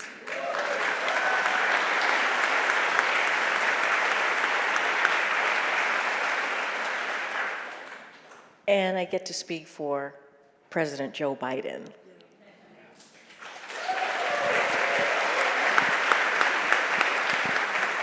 And what I mean by that is, I would not be doing this job for anybody else. But this is someone that I've gotten to know, the Bidens, Dr. Biden, Joe Biden, I've gotten to know over the years. And what you see is what you get. Complete heart, understanding of where we are in this moment, and wanting to do good and change hearts and minds and really truly make a difference for people who have been left behind. And that's what you've seen that's what you've seen in the last 2 years. So, to answer your question, it is easy for me to be at that podium because I can sleep at night because I know who I work for and I know exactly what we're doing every day. And so maybe we can swing back to that first question, given that this is the anniversary of the Dobbs decision. Can you just tell us what the president did today? So, wow, what happened a year ago, as all of you know, was devastating. Just think about it. Roe was the law of the land for nearly 50 years. And the Supreme Court justice took an action to take away freedoms from millions and millions of women, of people across the country because they wanted to.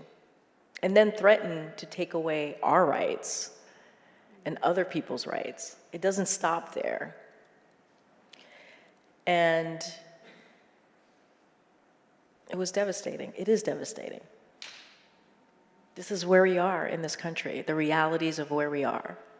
And that's why we have to continue to speak up, and that's why we have to continue to fight. And that's what this president and this vice president is doing. So he signed an executive order. It was the third one that he signed in a year, trying to figure out how we can, on the federal level, continue to offer and protect access to contraception, access to reproductive health, which is incredibly important because since the Dobbs decision, we have seen stories after stories after stories about lives that have been lost because of this decision. And so this is the reality that we're in.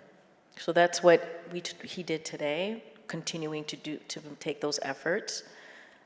He's going to continue to do everything that we can, but the reality is we need Congress to act and to restore Roe. That's what we need to happen. But you've seen this vice president who has been a leader in this. We've had state legislators, about 80 state legislators to the White House last week, some of whom were in blue states who have managed to fight some of these really horrible pieces of legislation, and some of them are in red states who some of these legislations have been enacted. Just think about it, more than 300 pieces of legislation across the country to take away freedom. And I want to say, for those who haven't seen, you've really been under attack for your representation of the president's position on trans rights. Oh, absolutely. You have really been under attack for your position of such clarity about the rights of trans kids. And I know this congregation is very grateful to you and the president for those positions. And I know you've taken a lot of heat from people in the room with you there, as well as from various TV, how shall we say, networks, right, so. But speaking of TV, I'm going to just switch, and we don't have a lot of time now. Is Gwen Marcus here? Gwen, are you here? There's Gwen Marcus. Hey. Gwen Marcus is the studio executive responsible for the L Word, who happens to be a Cbst member. Yeah. So Gwen, so happy that you're here, because did you know that Karine Jean-Pierre had a cameo on? Of course you knew. So and then you had the L Word at the White House. How was that? Well, again, representation matters, and I think, you know, when you have a platform, you got to use it. Yeah. You got to use it for good. And I am lucky to have a platform, a podium, and the president allows me to use that for good. And I got to meet the original cast, actually the cast of the current version of the L Word and the original cast when we were out in LA couple months, less than a year ago, and Eileen is just phenomenal, the co-creator of the L Word, and we became friends very quickly. And one of the days that we were in LA, I had dinner with her, and she was like, "Hey, so we're filming the final episode of the L Word, Generation Q, right?" And she was like, "Would you like to come to go see it, to go watch the final season or the final show?" And I said, "Sure." We drove like an hour from where we were in LA, and I show up, and I didn't know anything. I'm not a Hollywood person, and it says Beth and Tina's wedding, and I'm like, "Wait, what's happening here? They're getting married?" And she was like, "Yes, but if you say anything, we have to kill you." And I was like, "Okay, fine." And so we show up in Malibu. I get to see them get married, and then they're telling me, "Well, do you want to be part of the wedding crew?" And I'm like, "Sure." The guest list, and I'm sure. So anyway, there's a cameo. I end up the things that happen in your life that you never think that would happen, and so I end up in the L Word. But anyway, fast forward. Just a cameo, folks. Just a cameo. Clothes on. It's all good. So fast forward to April, and I had wanted to invite them to come to the White House because I know how many generations that they have touched with their story and how much the L Word has just changed the way we see the community and also saved lives. That show has saved lives. And so it was Lesbian Visibility Week, which I didn't know existed. Yeah, who knew there was a Lesbian Visibility Week, huh? So that happened. So they came, and it was incredibly powerful. If you all have not seen the three characters, the main characters, Bet, Alice, and Shane, those are the characters that came, along with Eileen, who is a co-creator, as I mentioned. Just talk about the community and what it's meant for them and what their characters have meant for them and others. It is incredibly powerful. It's emotional. It is one of probably the most impactful moments that I think has happened in that room. You should take a look. It will move you. So Gwen Marcus, would you stand up so we can give you applause? Yeah. Gwen is responsible. Gwen, thank you. Thank you, Gwen. Representation matters. So we have to wrap it up so we could return to our service and continue this Pride. But we're a 501c3 religious organization, so we can't endorse a candidate for So office. here's the good thing, I can't actually talk about it. Okay, As so a we're not government right. official, I can't even talk about campaigns or We're 2024. not talking about campaigns. So Who's we talking can't. about? I'm not talking about a So I campaign. can't- No, So neither we of us. see each other, we're Okay, here. we are here together. But we are deeply engaged in a commitment to the future of our country, of our world, deeply committed to the issues of justice. And I'm wondering what you could say. We have a lot of young people are here today, too. I mean, you were born after this synagogue was founded, which is pretty moving. That when this synagogue started, nobody could have imagined Karine Jean-Pierre. And here you are. So I'm wondering if you would speak to the young people in our community, and how would you give people strength and hope to take the struggle further and to hang in even when things are really difficult? So, a couple things. You know, you mentioned 50 years and all of the work that you all have done and the social justice issues that you all have worked on, which is incredibly important as we move our story along. And even with me at the podium, even with the work that you've done, Sharon, you look at where we have been the last year or two, and it's scary. It's incredibly scary. You think about state houses, more than 600 pieces of legislation that are anti-LGBTQ legislation that are out there across the country. Hundreds of those are anti-transgender, especially hitting our transgender kids. I remember a couple of months ago, I was speaking at an event for an organization, and after I spoke, I was saying hello to a lot of people and just thanking them for the work that they were doing, and they were, most of them were volunteers. I met two moms, separate of each other, and one was from Oklahoma, one was from Texas, and they literally told me the same story, didn't know each other. And their story was that they were a mom living in this state, and they were trying to protect their trans kid. And they didn't know what else to do except leave the state.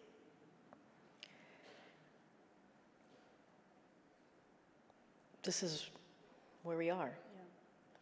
One of the reasons why this administration fights the way that we do, one of the reasons why we are unapologetic about what we say and very purposeful about what we say when we say transgender rights or human rights, because they are.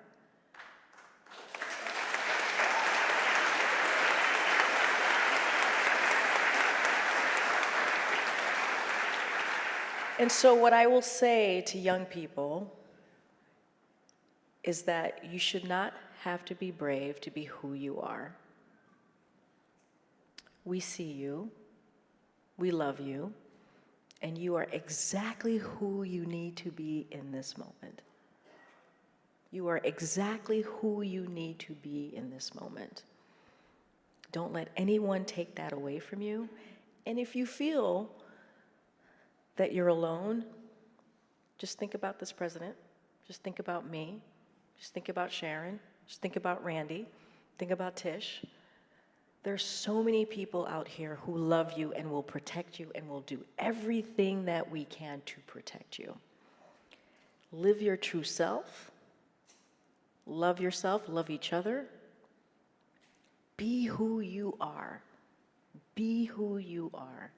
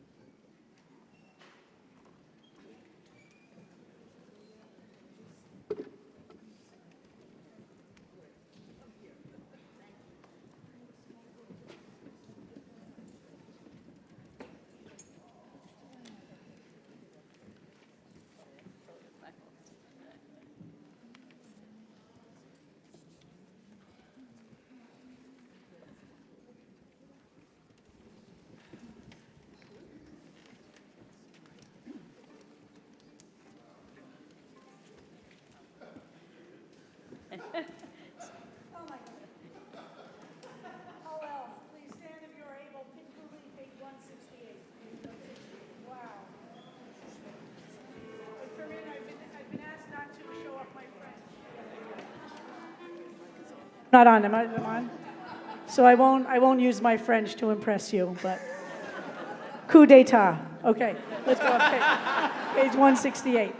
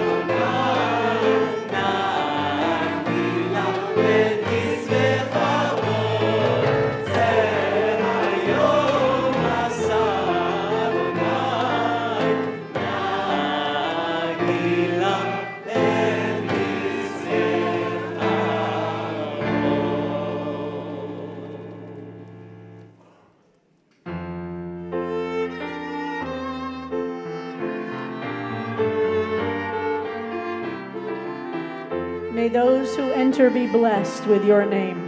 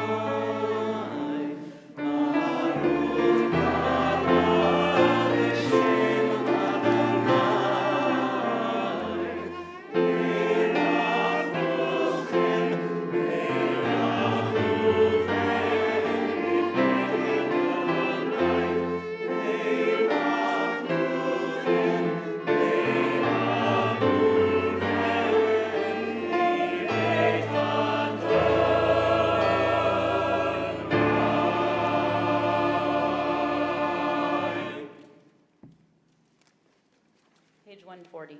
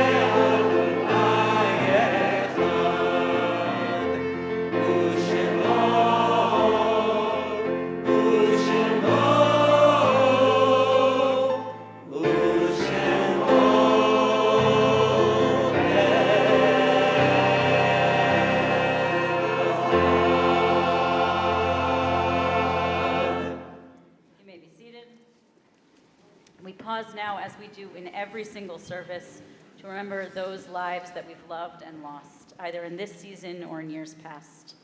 CBST remembers the yortzites of members Sophie Gaines, Norbert Fisher, Alan Massour, Sheldon Post, Rob Selden, and Brian Knapp, as well as family and friends, Herbert Nagurney, Nat Jefferson, Eleanor Hakim, Nava Elad, Dorothy Fleischer, Irving Lamke, Minnie Rosenberg, Martin Fireman, Eva Deutsch, Justin Fra, Julian Rose, Philip Abramson, Anita Sachs, Harriet Varon, Martin Feinsilver, Sarah Eidelkind, Stanley Rothenberg, and Judy Garland. If you're in mourning or you're observing a yortzeit or it's your custom, please rise for Mourner's Kaddish on page 150. Yitkadal v'yitkadash shemei Rabbah, v'yalma divrach chirutei, v'yamlich malchutei, v'chayechon u'v'yamechon u'v'chayei dechol beit Yisrael, v'agala u'v'zman kariv v'yimru amen. Yehei shlama Rabba min shemai, Heshmei Rabba mevarach le'olam omei omaya. Yitbarach v'yishtabach v'yitpa'ar v'yitromam v'yitnaseh v'yithadar v'yit'aleh v'yithalal shemei dekudasha brechu le'ela min kol birchata v'shirata tushbechata v'nechamata ta'amiran be'alma v'imru amen. Yehei shlama Rabba min shemaya v'chayim aleinu ve'al kol Yisrael v'imru amen. Oseh shalom b'mromav hu ya'aseh shalom aleinu ve'al kol Yisrael ve'al kol yoshvei tevel v'imru amen. You may be seated.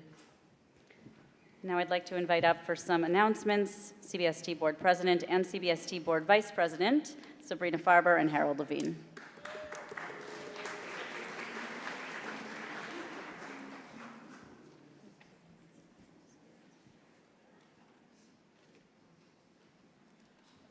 Shabbat Shalom.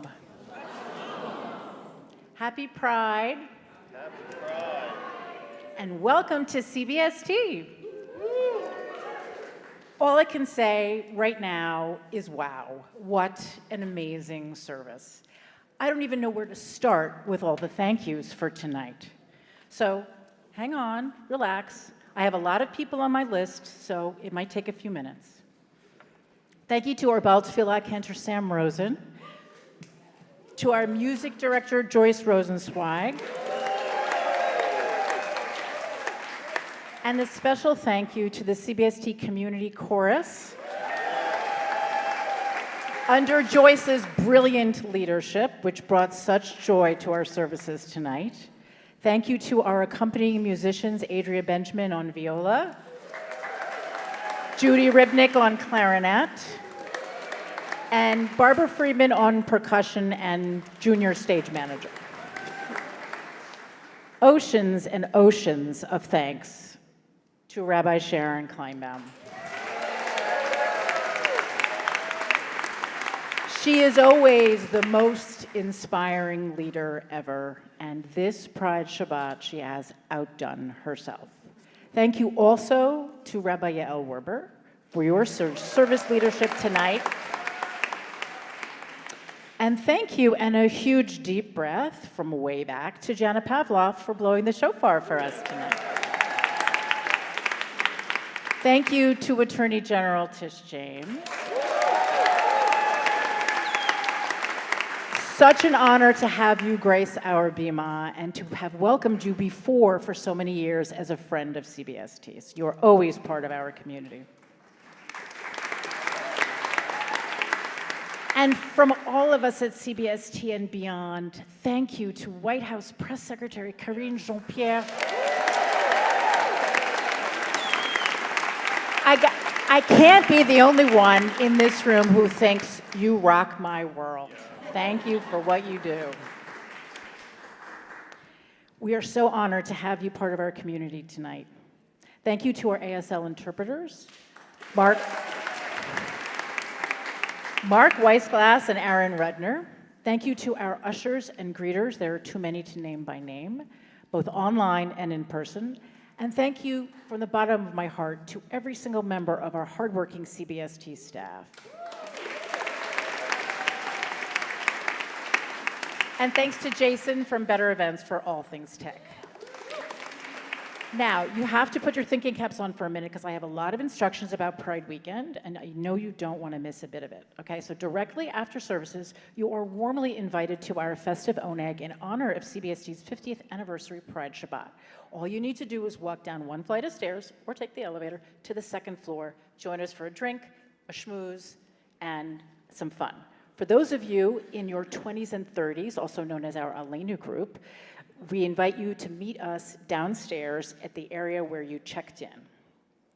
And on Saturday, tomorrow morning at 10 a.m., join us in person and online for Shabbat services at our sanctuary at 130 West 30th Street.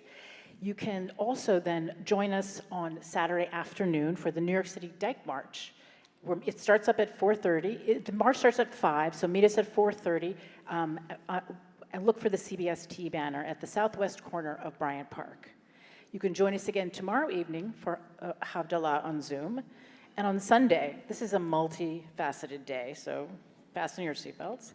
Join us for the New York Pride Brunch, which is a festive bagel brunch at 10 a.m.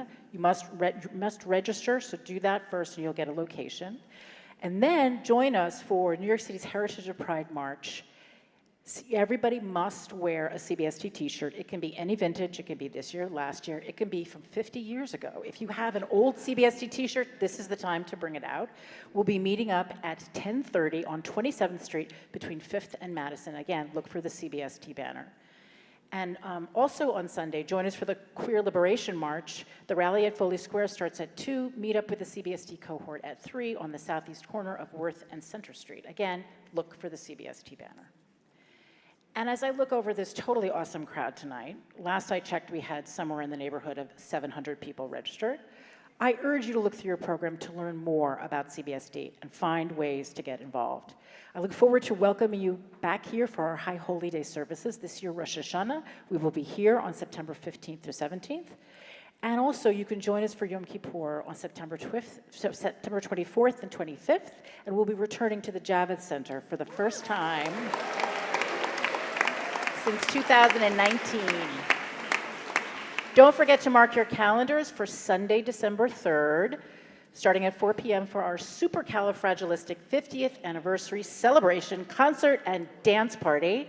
This is my favorite line: be there or be talked about. Shabbat Shalom.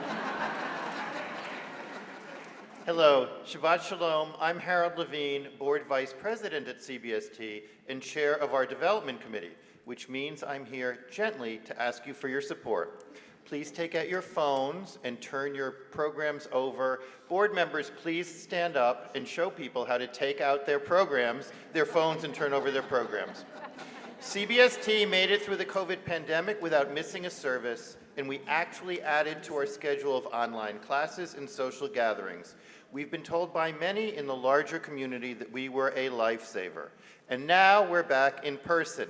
Isn't it glorious to be here, 1,000 strong? And God willing, we'll be here for Rosh Hashanah and at the Javits Center for Yom Kippur. But all of this comes at a cost, and I'd like you to take a minute to reflect on how much Cbst means to you, what brought you here tonight, and how you might support us. If it fits with your Shabbat practice, I'd ask those of you who don't already have them in your hands to take out your own phones and turn over your programs. You can either scan the QR code on the back or text CBST to 44321 to make a donation. Whether it's $18, $180, $1,800 or more, your support will go right to work funding all of our activities: religious services, classes, social justice programs, and supportive social services. If using your phone is not in line with your Shabbat practice, you can do this anytime this weekend, as our link to donate will stay open and active all through Pride. Again, that's CBST to 44321. You can do it right now, or scan the QR code. For any of you not yet moved to make a donation, please use the e-news link on the back of our program to sign up for our weekly e-news, so you'll know in advance of everything we've got going on. I'm going to make a little personal pledge here that we did not have this service here in our budget originally. And I said to the rabbi, how can we possibly have our 50th anniversary Pride without going back to Masonic Hall? I said, I promise that I will raise the money to pay for this. We're not yet there yet, so if you don't take out your phones and make a few donations, I'm going to be getting a lot of frequent flyer miles at the end of the week. Joyce, can we have a little music for people to take out their phones and make some donations? Thank you so much.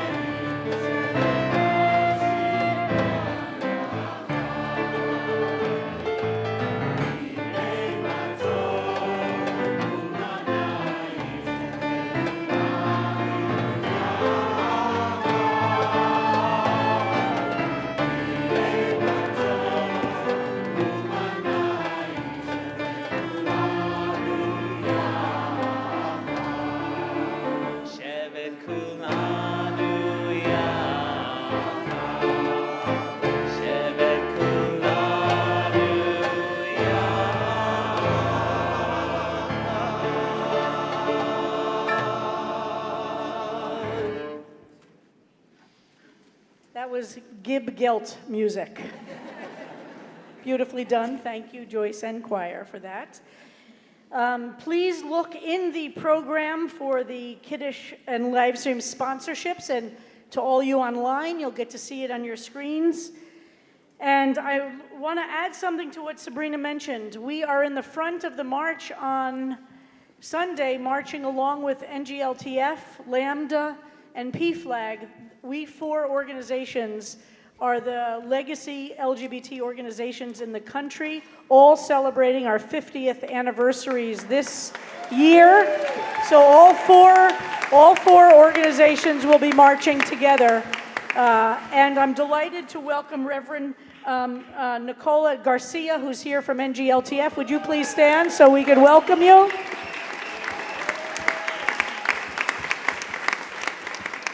And now I'd I'd like to invite to the Bima to join all those who are members of the CBST board, past presidents, and I'd like to invite any rabbis or rabbinical students who are here. I see Rabbi Deborah Megdal here, who is our former intern. Join us, Rabbi.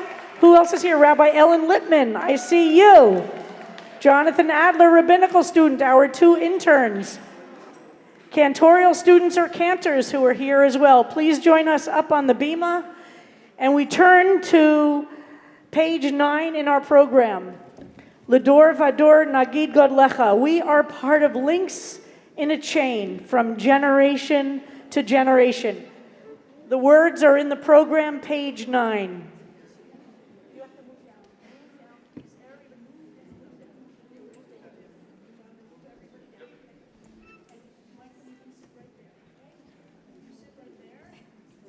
We'd like to invite everybody in the congregation to rise for L'dor vador as well. Page 9.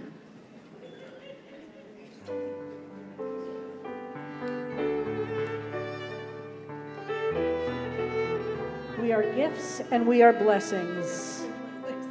We are gifts and we are blessings. We are history and song. We are history in song. We are hope and we are healing. We are hope. Everyone. And we are healing. We are learning to be strong. We are learning to be strong. We are words and we are stories. We are words and we are stories. We are pictures of the past. We are pictures of the past. We are the carriers of wisdom. We are carriers of wisdom. Not the first and not the last. Not the first and not the last. L'dor vador nagid godlecha. L'dor vador we protect this chain. Generation to generation. L'dor vador these shall praise your name.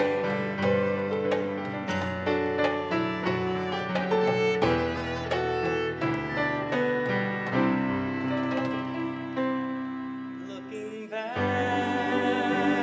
on the journey that we carry in our hearts, from the shadow of the mountain to the waters that would part. We are blessed and we are holy. We are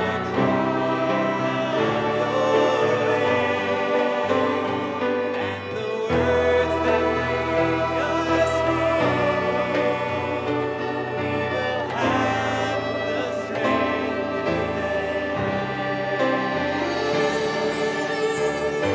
L'dor vador nagid godlecha.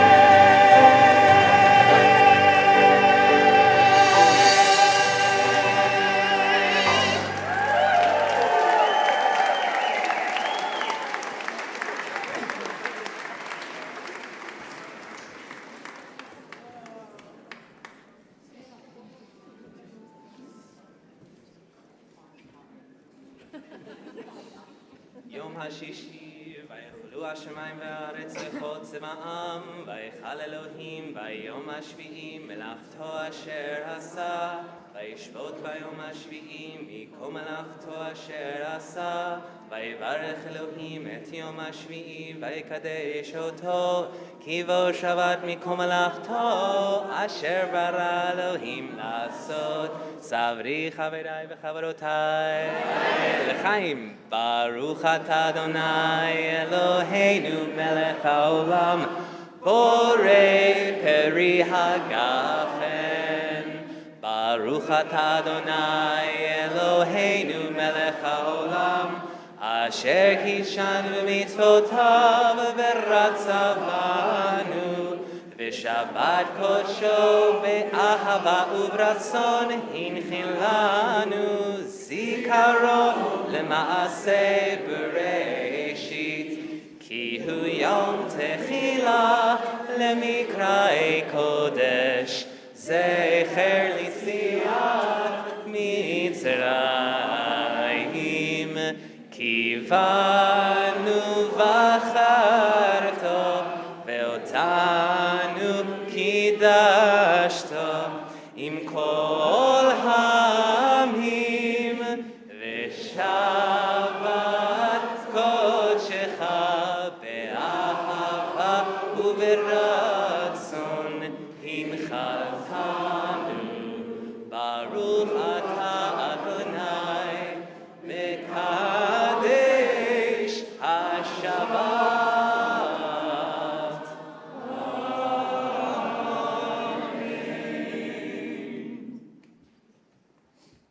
Sabrina, would you hold the challah? And in CBST tradition, we all have to be connected to say the blessing over the bread, over the challah. So everybody get connected. With consent, of course. Only with consent.